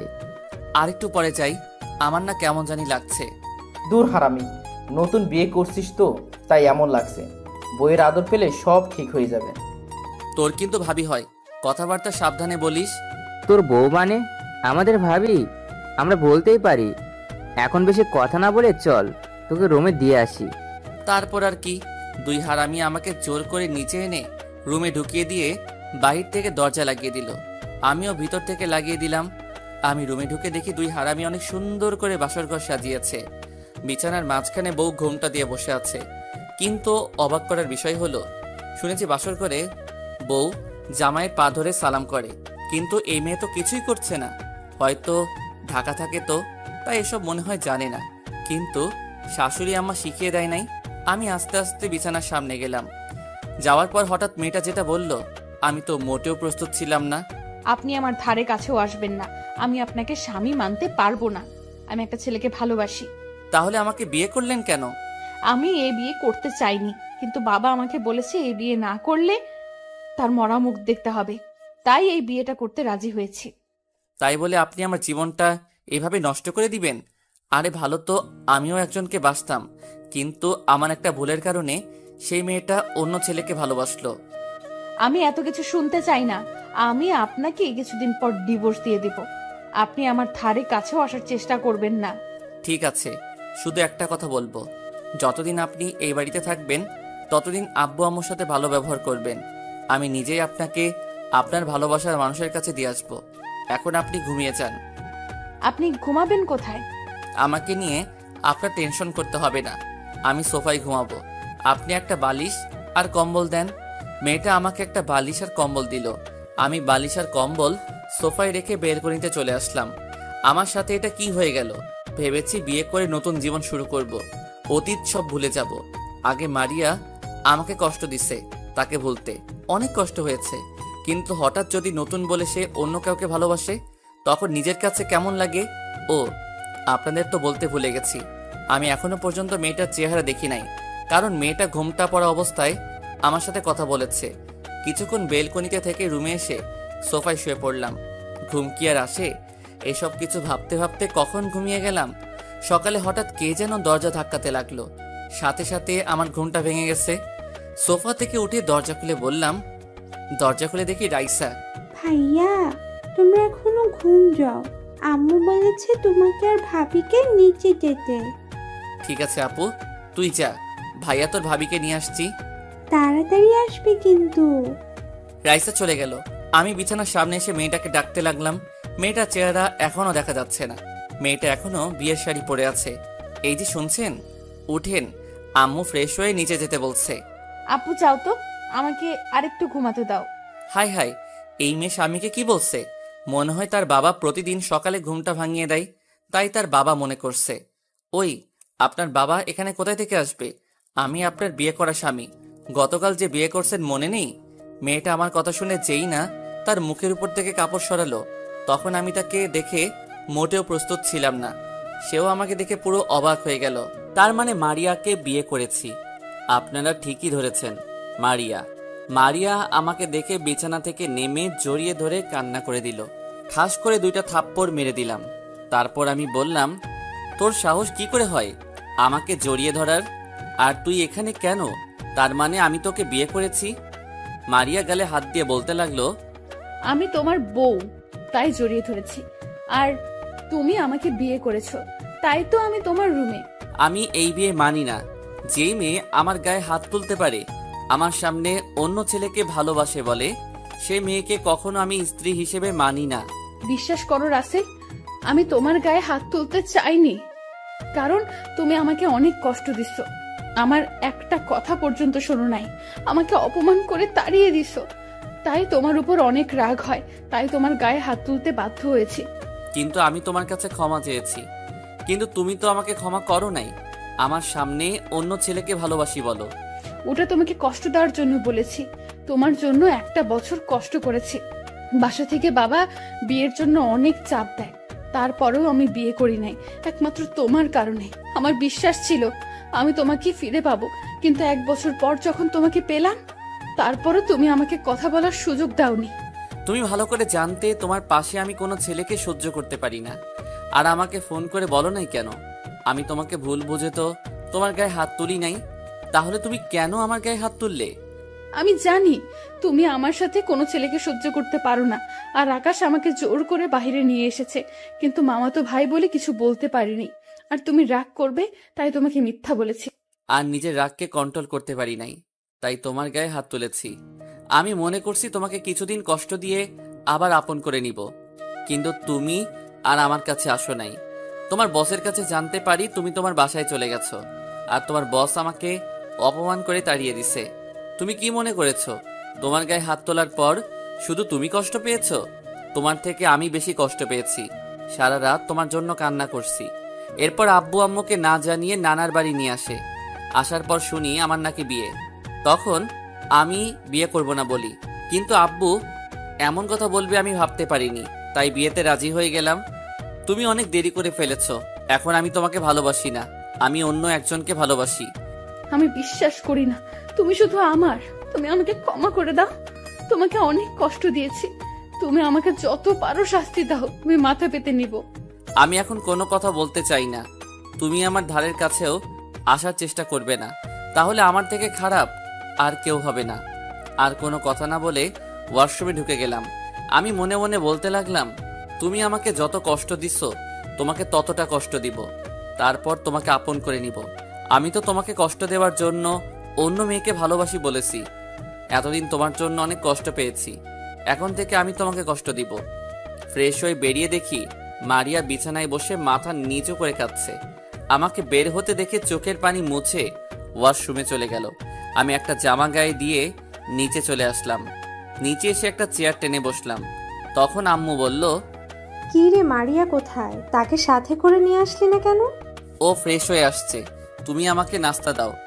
আগে মারিয়া আসুক, সবাই একসাথে নাস্তা করব। কিছুক্ষণ পর দেখি মারিয়া উপর থেকে নিচে নেমে আসছে। তাকে দেখে আমি পুরো অবাক হয়ে গেলাম। একটা নীল রঙের শাড়ি পরেছে, দেখতে অনেক সুন্দর লাগছে। মারিয়া যখন আমার দিকে তাকালো তখন আমি চোখ সরিয়ে নিলাম। মারিয়া নিচে এসে আমার পাশে একটা চেয়ার টেনে বসলো। মারিয়ার অন্য পাশে আম্মু বসে আছে। তারপর আম্মু সবাইকে নাস্তা দিল। মারিয়া আমার ডান পাশে বসা, আর রাইসা আমার বাম পাশে বসা। হঠাৎ রাইসা বলল, ভাইয়া তোমার হাতে খাবার খেয়েছি, অনেক দিন হয়ে গেছে, আজকে আমাকে খাইয়ে দিবে? আমার বোন যখন বলেছে আমি কি না খাওয়াইয়ে পারি, নে হা কর। হঠাৎ মারিয়া আম্মুকে বলল, আম্মু তুমি আমাকে খাইয়ে দিবে? আজ কত বছর হয়ে গেছে আম্মুর হাতে খাবার খেয়েছি। পাগল মেয়ে, বলে কি? তুই এখন আমার মেয়ে, তোকে আমি সব সময় খাইয়ে দিব। তারপর আম্মু মারিয়াকে খাইয়ে দিতে লাগলো। আমি রাইসাকে খাইয়ে দিতে লাগলাম। সাথে আমিও খেতে লাগলাম। নাস্তা খেয়ে রুমে চলে আসলাম। তারপর বাইকের চাবি নিয়ে নিচে আসলাম। তখন আম্মু বলল, কি রে, তুই এখন কোথায় যাস? মাত্র নতুন বিয়ে করছিস, বউকে একটু সময় দে। আম্মু, আমার বাহিরে একটু কাজ আছে, রাইসা ওর সাথে থাকবে। আর কোনো কথা না বলে বাসা থেকে বেরিয়ে আসলাম। তারপর বাইকটা বের করে জীবনের বাসায় যেতে লাগলাম। রাফি আর জীবন ওরা গতকাল রাতে বাসায় চলে এসেছে। আর আপু আর দুলাভাই তারা সকাল সকাল ঢাকায় চলে গেছে। দুলাভাইয়ের অফিসে গুরুত্বপূর্ণ একটা কাজ আছে, আপুকে থাকতে বলেছে। কিন্তু আপু বলল পরে এসে থাকবে। তার শ্বশুর শাশুড়ি অসুস্থ, তাদের সেবা যত্ন করা লাগবে, তাই দুলাভাইয়ের সাথে চলে গেছে। জীবনের বাসায় এসে কলিং বেল চাপ দেওয়ার পর আন্টি দরজা খুলে দিল। ও আপনাদের তো বলতে ভুলে গেছি, জীবন এবং রাফি তাদের পরিবারের সবাই বিয়েতে গেছে। তারা গতকাল বিয়ে বাড়ি থেকে এসে বাসায় চলে এসেছে। আমি আন্টিকে দেখে সালাম দিলাম। আন্টি কেমন আছেন? জীবন কি বাসায় আছে? আমি ভালো আছি, তুমি কেমন আছো? তোমার বাসায় সবাই ভালো আছে? আর জীবনও রুমে আছে। আলহামদুলিল্লাহ আন্টি, সবাই ভালো আছে, আমিও ভালো আছি। আচ্ছা, আমি জীবনের রুমে গেলাম। ঠিক আছে, যাও। ভিতরে ঢুকে জীবনের রুমে গেলাম। ভিতরে ঢুকে দেখি জীবন মোবাইল টিপতে আছে। আমাকে দেখে বলল, আরে রাসেল, তুই আয় বস। নতুন বিয়ে করছিস তো, তাই আর ফোন দিলাম না। বিয়ে না ছাই, আগে জানলে এই মেয়েকে কখনো বিয়ে করতাম না। তুই জানিস এই মেয়েকে? আমি জানবো কেমন করে? তুই বল, কে এই মেয়ে? আরে এ আর কেউ নাই, মারিয়া। তোকে আমি বলেছি না আমি একটা মেয়েকে ভালোবাসতাম, এটা সেই মেয়ে। ও, তার মানে এই সেই মারিয়া যার জন্য তুই এত কষ্ট পেয়েছিস? তবে তার কথা শুনে বুঝতে পারলাম মারিয়া আমাকে অনেক ভালোবাসে, কিন্তু তাকে আমি এত সহজে মেনে নিব না। তাকে কিছুদিন কষ্ট দিব, তারপর মেনে নিব। তাহলে এখন তুই কি করতে চাস? তুই আমাকে একটা মেয়ে ব্যবস্থা করে দে, আমি ওই মেয়ের সাথে প্রেমের অভিনয় করব মারিয়ার সামনে। তখন মারিয়া এটা দেখে অনেক কষ্ট পাবে। তা নয় বুঝলাম, কিন্তু বাসায় কিভাবে তোর আব্বু আম্মুর সামনে অভিনয় করবি অন্য মেয়ের সাথে? ঠিক বলছিস, আব্বু আম্মুকে কিছুদিনের জন্য বাহিরে পাঠিয়ে দিব, তাহলে আর সমস্যা হবে না। তাদের দুলাভাইয়ের বাসায় পাঠিয়ে দিব। তা ঠিক আছে, কিন্তু এখন বলিস না, আরো কিছুদিন পর পাঠিয়ে দিস, কারণ মাত্র নতুন বিয়ে করছিস। ওকে ঠিক আছে, আমি এখন তাহলে বাসায় যাই। তুই মেয়ে ঠিক করে আমাকে ফোন দিস। ঠিক আছে। আমি জীবনের বাসা থেকে বেরিয়ে আসলাম। আন্টি বলেছে খাবার খেয়ে যেতে। আমি বাইক নিয়ে সোজা বাসায় চলে আসলাম। কলিং বেল চাপ দেওয়ার পর আম্মু এসে দরজা খুলে দিল। তখন আম্মু বলল, কি রে, এতক্ষণ কোথায় ছিলি? মাত্র নতুন বিয়ে করেছিস, বৌমাকে একটু সময় দিবি, তা না তুই বাহিরে ঘুরতে বের হয়েছিস। আম্মু, আমি একটু জীবনের বাসায় গেছি। আর নতুন বিয়ে করেছি তো কি হয়েছে, রাইসা তো বাসায় আছে। ও তো ছোট, ও কি সময় দিবে? তুই থাকলে মেয়েটার একটু ভালো লাগতো। ঠিক আছে, আমি রুমে গেলাম। আর কোনো কথা না বলে রুমে চলে আসলাম। রুমে এসে দেখি রাইসা মারিয়ার সাথে গল্প করছে।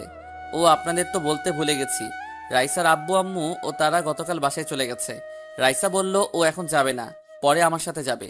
আমাকে রুমে দেখে রাইসা বলল, ভাইয়া তুমি এতক্ষণ কোথায় ছিলে? জানো ভাবি না অনেক ভালো, অনেক মিষ্টি করে কথা বলতে পারে। ভাইয়া একটু বাইরে কাজে গেছি, তোর সাথে পরে কথা বলবো। ভাইয়া এখন ফ্রেশ হয়ে একটু রেস্ট করব। তাহলে ঠিক আছে, আমি আম্মুর রুমে গেলাম। বলে রাইসা রুম থেকে বেরিয়ে গেল। আমি ওয়াশরুমে ঢুকে ফ্রেশ হয়ে বেরিয়ে এসে দেখি মারিয়া মনমরা হয়ে বসে আছে সোফায়। আমি বিছানায় গিয়ে শুয়ে পড়লাম। তোমার শরীরটা কি খারাপ? অসময়ে শুয়ে পড়লে যে? আমার শরীর ভালো না খারাপ সেটা কি তোকে বলবো? তুমি আমার সাথে এভাবে কথা বলছো কেন? আমি স্ত্রী, তোমাকে জিজ্ঞেস করতেই পারি। কিন্তু আমি তো তোকে স্ত্রী হিসেবে মানি না, আমি অন্য মেয়েকে ভালোবাসি। আমি তোকে ডিভোর্স দিয়ে বাসা থেকে বের করে ওই মেয়েকে বিয়ে করব। প্লিজ তুমি আমাকে ডিভোর্স দিও না। দরকার হয় তোমার বাসার কাজের মেয়ের মতো থাকবো, তবুও তুমি আমাকে বাসা থেকে বের করে দিও না। তোর সাথে কথা বলতে আমার ভালো লাগছে না, তুই আমার সামনে থেকে যা তো। মারিয়া কান্না করতে করতে রুম থেকে বেরিয়ে গেল। আমি মনে মনে বললাম, এমন কেমন লাগছে? আমিও কম কষ্ট পাইনি, তোমার জন্য অনেক কান্না করেছি। তো যাই হোক, রাতে সবাই একসাথে খাবার খেলাম। রুমে এসে বিছানায় শুয়ে মোবাইল টিপতে লাগলাম। কিছুক্ষণ পর মারিয়া রুমে আসলো। মারিয়া বিছানায় এসে শুয়ে পড়লো একপাশে। তখন আমি বিছানা থেকে নেমে সোফায় চলে গেলাম। তখন মারিয়া বলল, কি ব্যাপার, তুমি সোফায় গেলে কেন? বিছানায় এসে শুয়ে পড়ো। তোর সাথে আমি এক বিছানায় কখনো শুব না। প্লিজ তুমি আমার সাথে এরকম করো না। ঠিক আছে, তুমি বিছানায় শুয়ে পড়ো, আমি সোফায় ঘুমিয়ে পড়ি। তারপরেও তুমি বিছানায় শুয়ে থাকো। ঠিক আছে, তবে তুইও বিছানায় ঘুমাবি, কিন্তু মাঝখানে কোলবালিশ থাকবে। যদি রাতে উল্টাপাল্টা কিছু করিস তাহলে তোর কপালে শনি আছে। মারিয়ার মন খারাপ হয়ে গেছে। আমি আর কোনো কথা না বলে সোফা থেকে বিছানায় গিয়ে একপাশে শুয়ে পড়লাম। হঠাৎ মোবাইলটা বেজে উঠল। তাকিয়ে দেখে জীবন ফোন দিয়েছে। তারপর বিছানা থেকে নেমে বেলকনিতে চলে গেলাম। আমি ফোনটা রিসিভ করে বললাম, বল, কেন ফোন দিয়েছিস? মেয়ে একটা পেয়েছি, তবে মেয়েটা আমার ভালোবাসা এবং আমার মামাতো বোন সিমি। তাকে তোর বিষয়ে সব খুলে বলেছি, কিন্তু প্রথমে রাজি হয়নি। পরে সবকিছু বুঝিয়ে বলছি, তারপরে রাজি হয়েছে। ও, কিন্তু তুই যে প্রেম করিস আমাকে তো বললি না। তা কবে থেকে? বেশি দিন হয়নি, মাত্র 6 মাস হয়েছে। কি 6 মাস হয়ে গেছে আর তুই এখন আমাকে বলছিস? প্লিজ দোষ, রাগ করিস না। সিমি কাউকে বলতে মানা করছে। এটা এখনো পর্যন্ত আমার পরিবারের কেউ জানে না। আচ্ছা ঠিক আছে, এখন আমি সিমির সাথে কথা বলতে চাই। আমি তোকে নাম্বার মেসেজ করে পাঠিয়ে দিব, আর এখন ফোন দিস না। ও এখন ঘুমিয়ে গেছে। সকালে ফোন দিয়ে তোর পরিচয় দিয়ে কথা বলবি এবং কোথায় দেখা করতে হবে সেটা বলে দিস। আচ্ছা ঠিক আছে, তাহলে এখন ঘুমা, কালকে কথা হবে। আল্লাহ হাফেজ। ওকে, আল্লাহ হাফেজ। ফোন কেটে দিয়ে রুমে চলে আসলাম। মারিয়ার চেহারা কেমন যেন হয়ে গেছে। অনেক কান্না করছে তো তাই। মনে মনে বললাম, তোমাকে এখন মেনে নিব না পাখি। আগে তোমাকে আরো কিছুদিন কষ্ট দিব, তারপর আপন করে নিব। আমি বিছানায় এসে শুয়ে পড়লাম। সকালে ঘুম থেকে উঠতেই বুকটা কেমন ভারী ভারী লাগছে। চোখ খুলে দেখি মারিয়া আমাকে জড়িয়ে ধরে আছে। এমনভাবে জড়িয়ে ধরে আছে মনে হয় শান্তির জায়গা খুঁজে পেয়েছে। তার চেহারা দেখে কেমন যেন মায়া লাগছে। তাই কিছু না করে তার হাত ছাড়িয়ে বিছানা থেকে উঠে ওয়াশরুমে চলে গেলাম। ফ্রেশ হয়ে বেরিয়ে দেখি মারিয়া উঠে গেছে। আমাকে বের হতে দেখে বিছানা থেকে উঠে ওয়াশরুমে চলে গেল। আমি একটা জামা গায়ে দিয়ে নিচে চলে আসলাম। কিছুক্ষণ পর মারিয়া নিচে আসলো। সবার সাথে নাস্তা করে বাসা থেকে বেরিয়ে সিমির নাম্বারে একটা মেসেজ দিলাম, আর এটাও বলে দিলাম আমি জীবনের বন্ধু, আর কোথায় আসতে হবে সেটাও মেসেজ করে দিলাম। সিমি ওকে বলে মেসেজ করলো। আমি বাইক নিয়ে রেস্টুরেন্টে চলে গেলাম। ভিতরে ঢুকে একটা টেবিলে বসে সিমির জন্য অপেক্ষা করতে লাগলাম। প্রায় 10 মিনিট পর একটা মেয়ে আমার সামনে আসলো। মেয়েটাকে দেখে আমি পুরো অবাক হয়ে গেলাম, আর মেয়েটাও আমাকে দেখে অবাক হয়ে গেল। তার মানে সিমি জীবনের মামাতো বোন। আপনারা হয়তো ভাবছেন আমি সিমিকে চিনি কি করে। আসলে সিমি, আমি ঢাকায় যে অফিসে চাকরি করতাম, সিমিও ওই অফিসে চাকরি করত। মারিয়ার সাথে ভুল বোঝাবুঝির পরে তাকে আর দেখি নাই। মারিয়াকে ভালোবাসার পর অফিসে তেমন মেয়েদের সাথে কথা বলতাম না। সিমি আমাকে দেখে বলল, আরে রাসেল, তুমি এখানে? তার মানে জীবন তোমার বন্ধু? আমারও একই প্রশ্ন। তুমি এখানে কেন? তুমি অফিস থেকে কোথায় চলে গেছো? আসলে বাবা হঠাৎ অসুস্থ হয়ে পড়ে, তখন বসের থেকে ছুটি নিয়ে বাসায় চলে আসি। এরপর আব্বু আমাদের ঢাকায় আসতে দেয় নাই। ও, তা তোমার আব্বু আম্মু কেমন আছে? এখন তাহলে কি করো? এখন তেমন কিছু করি না। আর তোমাকে একটা সত্যি কথা বলি, ওই দিন তোমাকে আমি ফোন করে বলেছি, কারণ ওই দিন আমি বাড়িতে যাওয়ার সময় মারিয়াকে অন্য ছেলের সাথে দেখি। আমি জানি তুমি মারিয়াকে ভালোবাসো। তোমাদের দুজনকে একসাথে দেখেছি, তাই মারিয়াকে চিনতে কষ্ট হয়নি। ওখানে একটা ভুল বোঝাবুঝি হয়েছে, কারণ ছেলেটা মারিয়ার মামাতো ভাই ছিল। তারপর সিমিকে সবকিছু খুলে বললাম। কি? মারিয়া তোমার গায়ে হাত তুলেছে? ও তো তোমাকে ভালোবাসে, তারপর কেমন করে পারলো তোমার গায়ে হাত তুলতে? যাক সে কথা, এখন সেই মারিয়া আমার বউ। তবে তার কথা শুনে বুঝতে পারলাম এখনো মারিয়া আমাকে ভালোবাসে, কিন্তু আমি তাকে এত সহজে মেনে নিব না। তাকে অনেক কষ্ট দিব। তাহলে আমাকে এখন কি করতে হবে? এখন আমি তোমাকে যে কোনো সময় ফোন দিব, তখন তুমি আমার সাথে প্রেমের অভিনয় করবে। এতে মারিয়া অনেক কষ্ট পাবে। আচ্ছা ঠিক আছে, তুমি যেভাবে বলবে আমি সেভাবেই করব। তবে বেশি কষ্ট দিতে গিয়ে আবার মারিয়াকে হারিয়ে ফেলো না। না, এমনটা কখনো করব না। আগে কিছুদিন কষ্ট দেব, তারপর ভালোবাসা দিয়ে সব কষ্ট দূর করে দিব। আরো কিছুক্ষণ কথা বলার পর সিমি চলে গেল। আমি বসে না থেকে বাসায় চলে আসলাম। এভাবে দেখতে দেখতে 10 দিন চলে গেল। আমি এখন অফিসে যাওয়া আসা করি। সিমির সাথে মারিয়ার সামনে মোবাইলে কথা বলি। এত মারিয়া মনমরা হয়ে থাকে, আমাকে কিছু বলে না, শুধু কান্না করে। আজকে সকালে আব্বু আম্মুকে আপুর বাসায় পাঠিয়ে দিয়েছি। বাসায় আমি আর মারিয়া আছি। ও, আপনাদের তো বলতে ভুলে গেছি, রাইসাকে তার বাবা এসে নিয়ে গেছে, কারণ তার স্কুল আছে। সকালে আব্বু আম্মুকে বিদায় দিয়ে অফিসে চলে এসেছি। বিকেলে অফিস শেষ করে বাহিরে এসে সিমিকে ফোন দিয়ে বললাম আগের সেই রেস্টুরেন্টে আসার জন্য। আমি গাড়ি নিয়ে রেস্টুরেন্টে চলে গেলাম। গাড়ি পার্কিং করে রেস্টুরেন্টের ভিতরে গিয়ে একটা টেবিলে বসলাম। কিছুক্ষণ পর সিমি চলে আসলো। কেমন আছো রাসেল? আমি ভালো আছি, তুমি কেমন আছো? আলহামদুলিল্লাহ, আমিও ভালো আছি। তা কি জন্য রেস্টুরেন্টে আসতে বললে? আব্বু আম্মু আপুর বাসায় চলে গেছে। তোমাকে নিয়ে আজকে বাসায় যাব। কিছুক্ষণ মারিয়ার সামনে অভিনয় করবে, তারপর আমি তোমাকে বাসায় দিয়ে যাব। ঠিক আছে, চলো। তারপর দুজনে রেস্টুরেন্ট থেকে বেরিয়ে গাড়ি নিয়ে সোজা বাসায় চলে আসলাম। কলিং বেল চাপ দেওয়ার পর মারিয়া দরজা খুলে দিল। আমার সাথে সিমিকে দেখে অবাক হয়ে গেল। তখন সিমি বলল, বাবু, এই মেয়েটা কে? ও হচ্ছে আমাদের কাজের মেয়ে। কিছুদিন হয়েছে আম্মু রাস্তা থেকে নিয়ে এসেছে। ও ঠিক আছে, এই মেয়ে আমাদের জন্য কফি বানিয়ে নিয়ে আসো, আমরা রুমে যাচ্ছি। মারিয়া মাথা নিচু করে আমাদের সামনে থেকে চলে গেল। আমি আর সিমি ভিতরে ঢুকে নিজের রুমে চলে আসলাম। কিছুক্ষণ পর মারিয়া কফি নিয়ে আসলো। সিমি কফিটা মুখে দিয়ে কাপড়ে নিচে ফেলে দিল। তখন সিমি বলল, এটা কি কফি নাকি অন্য কিছু? এত ঠান্ডা কেন? কফি তো গরম ছিল। তুই আমার মুখের ওপর কথা বলিস, এখনই রুমটা পরিষ্কার কর। বাবু, তোমার আম্মু কেন যে এই রাস্তায় মেয়েকে বাসায় আনছে? ঠিক বলছো, এদের মতো মেয়েদের বাসা থেকে বের করে দেওয়া উচিত। শুধু পারছি না, আম্মু তাকে নিয়ে এসেছে। মারিয়া কোনো কথা না বলে কাপের টুকরোগুলো কুড়িয়ে রুম থেকে বেরিয়ে গেল। আমি জানি মারিয়া অনেক কষ্ট পেয়েছে। তারপর আমি বিছানা থেকে নেমে রুমের দরজা বন্ধ করে দিলাম। বিছানায় এসে গায়ের জামাটা খুলে ফেললাম। সিমিকে বললাম, তোমার ঠোঁটের লিপস্টিক আমার জামায় লাগিয়ে দাও। যদি মারিয়া আমার জামাইটা দেখে তাহলে সে ভাববে আমাদের মাঝে কিছু একটা হয়েছে। ঠিক আছে, দাও। সিমি তার ঠোঁট দিয়ে জামায় লিপস্টিক লাগিয়ে দিল। জামাটা গায়ে দিয়ে দুজনের রুম থেকে বেরিয়ে আসলাম। রুম থেকে বেরিয়ে এসে দেখি মারিয়া সোফায় বসে মাথা নিচু করে কান্না করছে। চলো বেবি, তোমাকে বাসায় দিয়ে আসি। আজকে কিন্তু অনেক মজা পেয়েছি, কালকে কিন্তু আবার আসবে। ঠিক আছে, আসবো। এখন চলো। আমি সিমিকে নিয়ে বাসা থেকে বেরিয়ে আসলাম আর সিমিকে তাদের বাসায় নামিয়ে দিয়ে নিজের বাসায় চলে আসলাম। কলিং বেল দেওয়ার পর মারিয়া এসে দরজা খুলে দিল। চেহারা দেখে বোঝা যাচ্ছে অনেক কান্না করছে, চোখ দুটো ফুলে আছে। নিজের কাছে খারাপ লাগছে। আমি কোনো কথা না বলে রুমে চলে আসলাম। ফ্রেশ হয়ে বিছানায় শুয়ে মোবাইল টিপতে লাগলাম।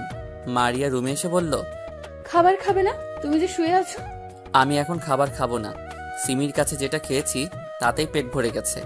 আসলে আমি আসার সময় রেস্টুরেন্ট থেকে খাবার খেয়ে এসেছি। মারিয়া বলল, বিয়ের আগে এসব করা কি ঠিক? তুই কিসের কথা বলছিস? আমি কি বলতে চাইছি সেটা তুমি বুঝতে পেরেছো। আমাকে ক্ষমা করে দেওয়া যায় না? আমি আর সহ্য করতে পারছি না। প্লিজ, তুমি আমার সাথে এরকম করো না। আমার অনেক কষ্ট হয়। তোমার সাথে কোনো মেয়েকে আমি সহ্য করতে পারি না। কষ্ট আমিও কম পাইনি। তোর জন্য প্রতিদিন রাতে কান্না করতাম। তোকে আমি ভুলতে পারি নাই, কিন্তু পরে চিন্তা করলাম তুই যদি আমাকে ছাড়া সুখী থাকতে পারিস তাহলে আমি কেন পারবো না। তাই তো সিমিকে ভালোবেসে ফেলেছি। মেয়েটা অনেক ভালো, আমার কত কেয়ার করে। আমি তো তোমার জন্য একটা বছর কষ্ট পেয়েছি, কিন্তু তুমি 2টা দিন কষ্ট সহ্য করতে পারো নাই। আমি এখন তোর সাথে কথা বলতে চাই না, আমাকে একটু একা থাকতে দে। তোকে দেখলে মাথা গরম হয়ে যায়। মারিয়া আর কোনো কথা না বলে কান্না করতে করতে রুম থেকে বেরিয়ে গেল। আমি মোবাইল টিপতে লাগলাম। কিছুক্ষণ পর মারিয়া রুমে এসে এক পাশে শুয়ে পড়ল। দেখতে দেখতে 1 মাস চলে গেল। মারিয়াকে অনেক কষ্ট দিয়েছি। 1 মাসে রিমি আরো 5-6 বার এসেছে। আব্বু আম্মু বাসায় চলে এসেছে। মারিয়া আগের থেকে অনেক শুকিয়ে গেছে। খাওয়া দাওয়া ঠিক মতো করে না, খালি কান্না করে, মন মরা হয়ে বসে থাকে। তাই ভাবছি মারিয়ার জন্মদিনে তাকে আপন করে নিব। জন্মদিনের এখনো 15 দিন বাকি আছে। সকালে ঘুম থেকে উঠে দেখি মারিয়া আমার পাশে নেই। আমার মনে হয় নিচে চলে গেছে সকালে নাস্তা তৈরি করতে। আমি বিছানা থেকে নেমে ওয়াশরুমে ঢুকে ফ্রেশ হয়ে রেডি হয়ে নিচে চলে আসলাম। একটা চেয়ার টেনে বসলাম। মারিয়া আমাকে নাস্তা দিল। হয়তো ভাবছে আমি খাবো না, কিন্তু তাকে অবাক করে দিয়ে আমি নাস্তা খেতে লাগলাম। মারিয়ার মুখে খুশির ছাপ দেখছি, কারণ আগে মারিয়া আমাকে নাস্তা দিলে আমি খেতাম না, নিজের হাতে নিয়ে খেলাম। নাস্তা করে আব্বু আম্মুকে বলে বাসা থেকে বেরিয়ে এসে গাড়ি নিয়ে অফিসে চলে আসলাম। অফিসের ভিতরে ঢুকে নিজের কেবিনে চলে গেলাম। বসে বসে একটা ফাইলের কাজ করতে লাগলাম। হঠাৎ দরজার সামনে দাঁড়িয়ে রাফি বলল, ভিতরে আসবো? আরে রাফি, আয় বস। তোর অনুমতি লাগবে না। তা হঠাৎ আমার অফিসে? তোকে একটা দাওয়াত দিতে এসেছি। আগামী শুক্রবার আমার বিয়ে। তোর আব্বু আম্মু ভাবি তুই সহ চলে আসবি। কি বলছিস? তোর বিয়ে আমি আসবো না? তা মেয়েটা কে? আমি যে অফিসে কাজ করি ওই অফিসে তিথি কাজ করে। তিথি আমাকে অফিসে দেখে পছন্দ করে, তারপর ওর আব্বু আম্মুকে আমাদের বাসায় পাঠায়। যাক, ভালো হলো। তোর বিয়েটা হয়ে গেলে জীবন বাকি থাকবে। ঠিক আছে, তুই কাজ কর। বিয়ের 2 দিন আগে কিন্তু ভাবিকে নিয়ে চলে আসবি। আমি জীবনের রুমে গেলাম, তাকে দাওয়াতটা দিয়ে আসি। ঠিক আছে, তাহলে যা। রাফি কেবিন থেকে বেরিয়ে গেল। আমি কাজে মন দিলাম। বিকেলে অফিস থেকে বেরিয়ে এসে গাড়ি নিয়ে বাসায় চলে আসলাম। কলিং বেল চাপ দেওয়ার পর মারিয়া দরজা খুলে দিল, কিন্তু আমি মারিয়াকে দেখে অবাক হয়ে গেলাম। তার দিকে তাকিয়ে রইলাম, কারণ মারিয়া আজকে শাড়ি পরেছে। দেখতে অনেক ভালো লাগছে, আবার খারাপও লাগছে, কারণ মারিয়ার চেহারা আগের মতো নেই। আমি কোনো কথা না বলে রুমে চলে আসলাম। মারিয়া হয়তো কষ্ট পেয়েছে, আমি তাকে কিছু বললাম না। রুমে এসে ওয়াশরুমে ঢুকে গেলাম। ফ্রেশ হয়ে বাইরে এসে দেখি মারিয়ার সামনে দাঁড়িয়ে আছে। তখন মারিয়া বলল, আমাকে কেমন লাগছে? আমি কোনো কথা বললাম না। তখন মারিয়া আবার বলল, কি হলো, কথা বলছো না কেন? আমাকে কেমন লাগছে একটু বলো না। ভালো লাগছে। মারিয়া হয়তো এমন বলবো আশা করেনি। মারিয়া আর কোনো কথা না বলে ওয়াশরুমে চলে গেল। কিছুক্ষণ পর শাড়িটা চেঞ্জ করে বাইরে আসলো। কোনো কথা না বলে রুম থেকে বেরিয়ে গেল। আমিও আর দাঁড়িয়ে না থেকে নিচে চলে আসলাম। সবাই মিলে খাবার খেতে লাগলাম। তখন আমি বললাম, আব্বু আম্মু, রাফির বিয়ে আগামী শুক্রবার। আজকে অফিসে এসে দাওয়াত দিয়ে গেছে, সবাইকে যেতে বলেছে। ঠিক আছে, আমরা সবাই যাব। তারপর খাবার খেয়ে রুমে চলে আসলাম। রুমে এসে বিছানায় শুয়ে মোবাইল টিপতে লাগলাম। কিছুক্ষণ পর মারিয়া রুমে আসলো। দরজা বন্ধ করে আমার পাশে এসে এমন কিছু করবে, আমি তো অবাক হয়ে গেলাম। মারিয়া আমার পাশে শুয়ে আমাকে জড়িয়ে ধরলো। আমি মারিয়াকে জোর করে ছাড়িয়ে বিছানায় বসে বললাম, তোর সাহস তো কম নয়, তুই আমাকে জড়িয়ে ধরেছিস কেন? আমি তোকে বলছি না আমার কাছে কখনো স্বামীর অধিকার পাবি না? আর একবার যদি তুই করে বলছো তাহলে মাথা ফাটিয়ে দিমো। তুমি কি মনে করেছো আমি কিছুই জানি না? তুমি আমাকে কষ্ট দেওয়ার জন্য ওই মেয়ের সাথে প্রেমের অভিনয় করছো। তোকে কে বলেছে আমি সিমিকে ভালোবাসি? সিমিও আমাকে ভালোবাসে। আমরা অভিনয় করব কেন? মনে মনে বললাম, মারিয়া কি সত্যিটা জেনে গেছে? ঠিক আছে, এখনই প্রমাণ দেখাচ্ছি। তোমার মোবাইলটা দাও তো। তোকে আমার মোবাইল দিব কেন? যেটা বলছি সেটা করো, তা না হলে আব্বু আম্মুকে ডাক দিব। আমি আর কোনো কথা না বলে মোবাইলটা মারিয়ার হাতে দিলাম। আব্বু আম্মুকে বললে বাসা থেকে বের করে দিবে। তারপর মারিয়া এমন কিছু শোনাবে, আমি তো অবাক হয়ে গেলাম। মারিয়া আমাকে একটা রেকর্ডিং শোনালো, যেটাই আমি আর সিমি কথা বলছি মোবাইলে। এবার মারিয়া বলতে লাগলো, গতকাল রাতে তুমি ঘুমিয়ে যাওয়ার পর তোমার মোবাইল হাতে নেই। ভাগ্য ভালো ছিল মোবাইলে কোনো লক ছিল না। মোবাইলের ভেতরে ঢুকে কিছু পেলাম না, তাই বুদ্ধি করে অটো রেকর্ডিং চালু করে রেখেছি। তার মানে তুমি সব জেনে গেছো? সব জেনে গেছি। এবার আমাকে মাফ করে দাও। আমি আর তোমার অবহেলা সহ্য করতে পারছি না। যদি তোমার কষ্ট দেওয়া শেষ না হয় তাহলে তুমি নিজের হাতে দাও, তবুও আমাকে আপন করে নাও। ভেবেছিলাম তোমাকে কিছুদিন পর একটা সারপ্রাইজ দিয়ে আপন করে নিব, কিন্তু আমি আর পারলাম না। এসো বুকে। বলতে দেরি মারিয়া আমাকে জড়িয়ে ধরতে দেরি করে নাই। মারিয়া জড়িয়ে ধরে কান্না করতে লাগলো। তখন আমি বললাম, এই পাগলি, কান্না করো কেন? আমি আর তোমাকে কষ্ট দিব না এবং তোমাকে ছেড়ে কোথাও যাব না। এবার যদি আমাকে ছেড়ে চলে যাও তাহলে আমি আর বলতে না দিয়ে ঠোঁট দুটো এক করে দিলাম। দুজনে দুজনকে জড়িয়ে ধরে কিস করতে লাগলাম। প্রায় 5 মিনিট পর ছেড়ে দিলাম। তখন আমি বললাম, আর একবার যদি মরার কথা মুখ দিয়ে বের করো তাহলে আমাকে হারাবে। না না, আমি তোমাকে হারাতে পারবো না। আমি তোমাকে অনেক ভালোবাসি, আর কখনো মরার কথা মুখ দিয়ে বের করব না। এবার ঠিক আছে। আচ্ছা, তুমি বলেছিলে সারপ্রাইজ দিবে, তা কিসের সারপ্রাইজ? সেটা সময় হলে জানতে পারবে। চলো দুজনে একটু রোম্যান্স করি। তা করো। তোমাকে কেউ ধরে রাখছে? আমি মারিয়াকে বিছানায় ফেলে দিয়ে বুকের উপর শুয়ে তার ঠোঁট দুটো এক করে দিলাম। তারপর আর কি আমি আর বলতে পারবো না, কারণ এখন রমজান মাস। সকালে ঘুম থেকে উঠতে দেখি মারিয়া আমাকে জড়িয়ে ধরে শুয়ে আছে। তার শরীরে কাপড় নেই। হঠাৎ মারিয়ার গলার নিচে একটা তিল দেখে নিজেকে কন্ট্রোল করতে পারলাম না। ওই তিলটাই কিস করতে লাগলাম। মারিয়া আমার মাথার চুল খামচে ধরল। তারপর আর কি, সকালবেলা আরেকবার হয়ে গেছে। দুজনে একসাথে ওয়াশরুমে গিয়ে ফ্রেশ হয়ে বেরিয়ে আসলাম। আমি অফিসে যাওয়ার জন্য রেডি হচ্ছি। মারিয়া আয়নার সামনে দাঁড়িয়ে চুল শুকাচ্ছে। আমি মারিয়াকে পিছন থেকে জড়িয়ে ধরলাম। তখন মারিয়া বলল, তোমার রোম্যান্স শেষ হয়নি? সারা রাত ঘুমাতে দাও নাই, আবার সকালেও শুরু করছো। হঠাৎ তুমি এত রোমান্টিক হলে কবে থেকে? এমন একটা সুন্দরী বউ থাকলে খালি আদর করতে মন চায়। এখন ছাড়ো, আব্বু আম্মু আমাদের জন্য অপেক্ষা করছে। মারিয়াকে ছেড়ে দিলাম। তারপর দুজনে একসাথে নিচে গেলাম। আমি আর মারিয়া দুটো চেয়ার টেনে বসলাম। তারপর নাস্তা করে অফিসে চলে আসলাম। দেখতে দেখতে রাফি বিয়ের দিন চলে আসলো। কালকে বিয়ে, আজকে গায়ে হলুদ। সকাল থেকে রাফি ফোন করে যাচ্ছে। আব্বু আম্মুকে সকালে পাঠিয়ে দিছি। আমি আর মারিয়া এখনো বাসায়। রুমে আমি আর মারিয়া রেডি হতে লাগলাম। আমার রেডি হওয়া শেষ। কিন্তু মারিয়ার এখনো হয়নি, কারণ মারিয়া শাড়ির কুচি পরতে পারছে না। আমি মারিয়ার হাত থেকে কুচিটা হাতে নিয়ে পরিয়ে দিলাম। মারিয়া চোখ বন্ধ করে ফেললো। মারিয়ার পেটে একটা কিস করলাম। মারিয়া কেঁপে উঠল। বসা থেকে দাঁড়িয়ে দেখি মারিয়া এখনো চোখ বন্ধ করে আছে। আমিও আর সুযোগ মিস করি নাই। মারিয়ার ঠোঁট দুটো এক করে দিলাম। প্রায় 2 মিনিট পর ছেড়ে দিলাম। তোমার কি খালি কিস করতে মন চায়? কি করবো বলো, তোমার এই গোলাপি ঠোঁট দেখলে কিস করতে মন চায়।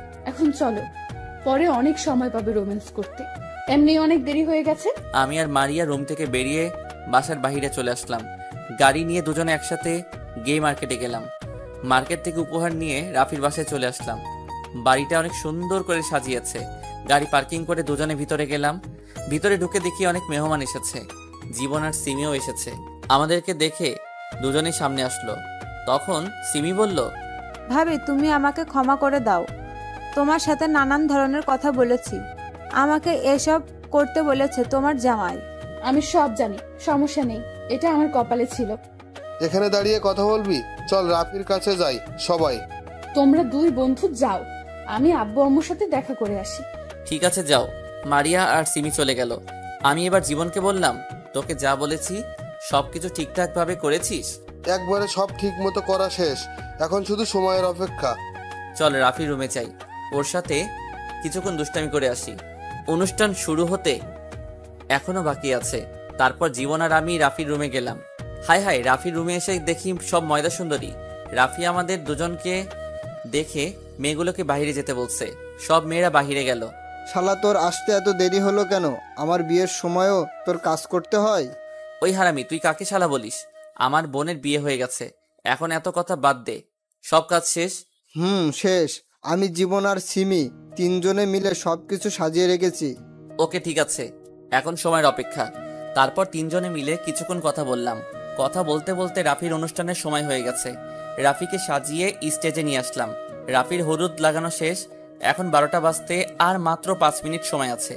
রাফি, জীবন আর সিমি তারা চলে গেছে ছাদে। আমি মারিয়ার চোখ বেঁধে ছাদে নিয়ে আসলাম। তখন মারিয়া বলল, কি ব্যাপার, তুমি আমাকে কোথায় নিয়ে আসলে? আগে তোমার চোখ খুলে দেই। আমি মারিয়ার চোখের বাঁধন খুলে দিলাম। আর সবাই একসাথে মারিয়াকে বলতে লাগলো, happy birthday to you Maria. আমি মারিয়ার সামনে হাঁটু গেড়ে বসে বলতে লাগলাম, পৃথিবীর সবকিছু মিথ্যা হলেও ছেলেদের চোখের অশ্রু কখনো মিথ্যা হয় না। কারণ মেয়েরা খুব কষ্ট না পেলে কখনো তাদের দামি অশ্রু ঝরায় না। যদি মন কাঁদে, আসবো বর্ষা হয়ে। যদি মন হাসে, আসবো রোদ্দুর হয়ে। যদি মন ওড়ে, আসবো পাখি হয়ে। যদি মন খুঁজে, আসবো তোমার জান হয়ে। I love you Maria and happy birthday to you. Maria আমাকে জড়িয়ে ধরে কান্না করে দিল আর বলতে লাগলো, তুমি আমাকে এত ভালোবাসো? আমিও তোমাকে অনেক ভালোবাসি রাসেল, কখনো ছেড়ে যাব না। আমার তো মনে ছিল না আজকে আমার জন্মদিন, তুমি সব সময় আমার জান হয়ে থাকবে। এবার কান্না বন্ধ করো, চলো কেক কাটবে। মারিয়া কেক কাটলো, প্রথম আলোকে খাওয়াই দিল। তারপর বাকি সবাইকে। পরের দিন সবাই রেডি হয়ে মেয়ের বাড়িতে গেলাম। আমার গাড়িতে রাফি, জীবন আর সিমি। আমার সাথে সামনের সিটে মারিয়া, পিছনের রাফির সাথে জীবন আর সিমি। প্রায় 1 ঘন্টা পর মেয়েদের বাসার সামনে চলে গেছি। আমি আর মারিয়া ম্যাচ করে পড়েছি। মারিয়া পড়েছে নীল শাড়ি আর আমি নীল রঙের পাঞ্জাবি। মারিয়া আর সিমি গাড়ি থেকে নেমে ভিতরে চলে গেছে। আমি, রাফির, জীবন গাড়ি থেকে নেমে গেটের সামনে যাওয়ার পর কিছু মেয়ে ভিতরে যেতে দিচ্ছে না। তখন আমি বললাম, কি ব্যাপার, আপনারা গেটের সামনে দাঁড়িয়ে আছেন কেন? আমাদের পাওনা দিয়ে তারপর ভিতরে যাবেন। আপনাদের পাওনা মানে? কিসের পাওনা? কিসের কথা বলছেন?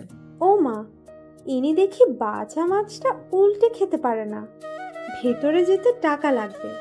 ও মা, এটা তো বেশিরভাগ গ্রাম অঞ্চলে হয়, ঢাকায় হতে এই প্রথম দেখেছি। আরে মিথ্যা বললাম, আমার বিয়ের সময়ও নিছে, কিন্তু ওই সময় এত কিছুর দিকে তাকাইনি। কারণটা আপনারা জানেন।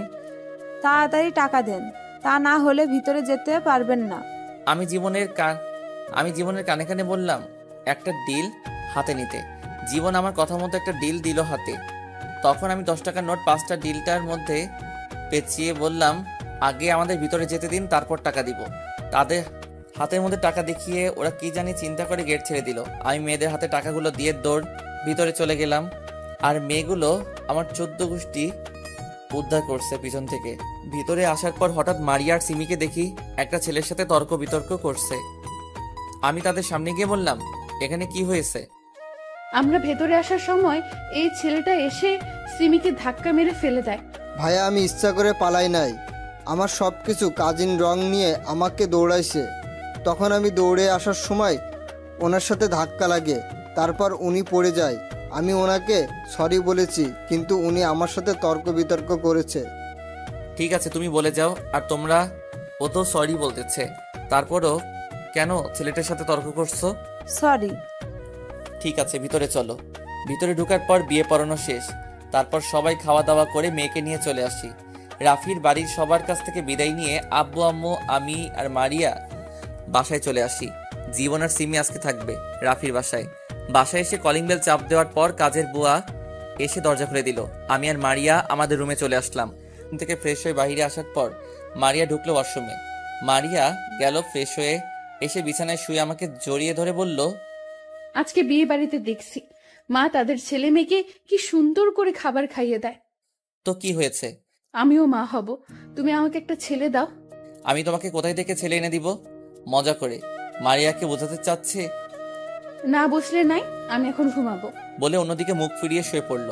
আমি পিছন থেকে জড়িয়ে ধরে বললাম, তাহলে ছেলে আনার মিশনে নেমে পড়ি। এটা বলার সাথে সাথে মারিয়া আমাকে জড়িয়ে ধরল। লজ্জায় চেহারা পুরো লাল হয়ে গেছে। তারপর আর কি শুরু হয়ে গেল মিশন। এই মেয়েরা রোজা রাখেন নাই? আর কি দেখেন, রোজার সময়গুলো এগুলোর মানুষ দেখে না। সবাই খারাপ বলবে। ধন্যবাদ সবাইকে, পাশেই থাকবেন।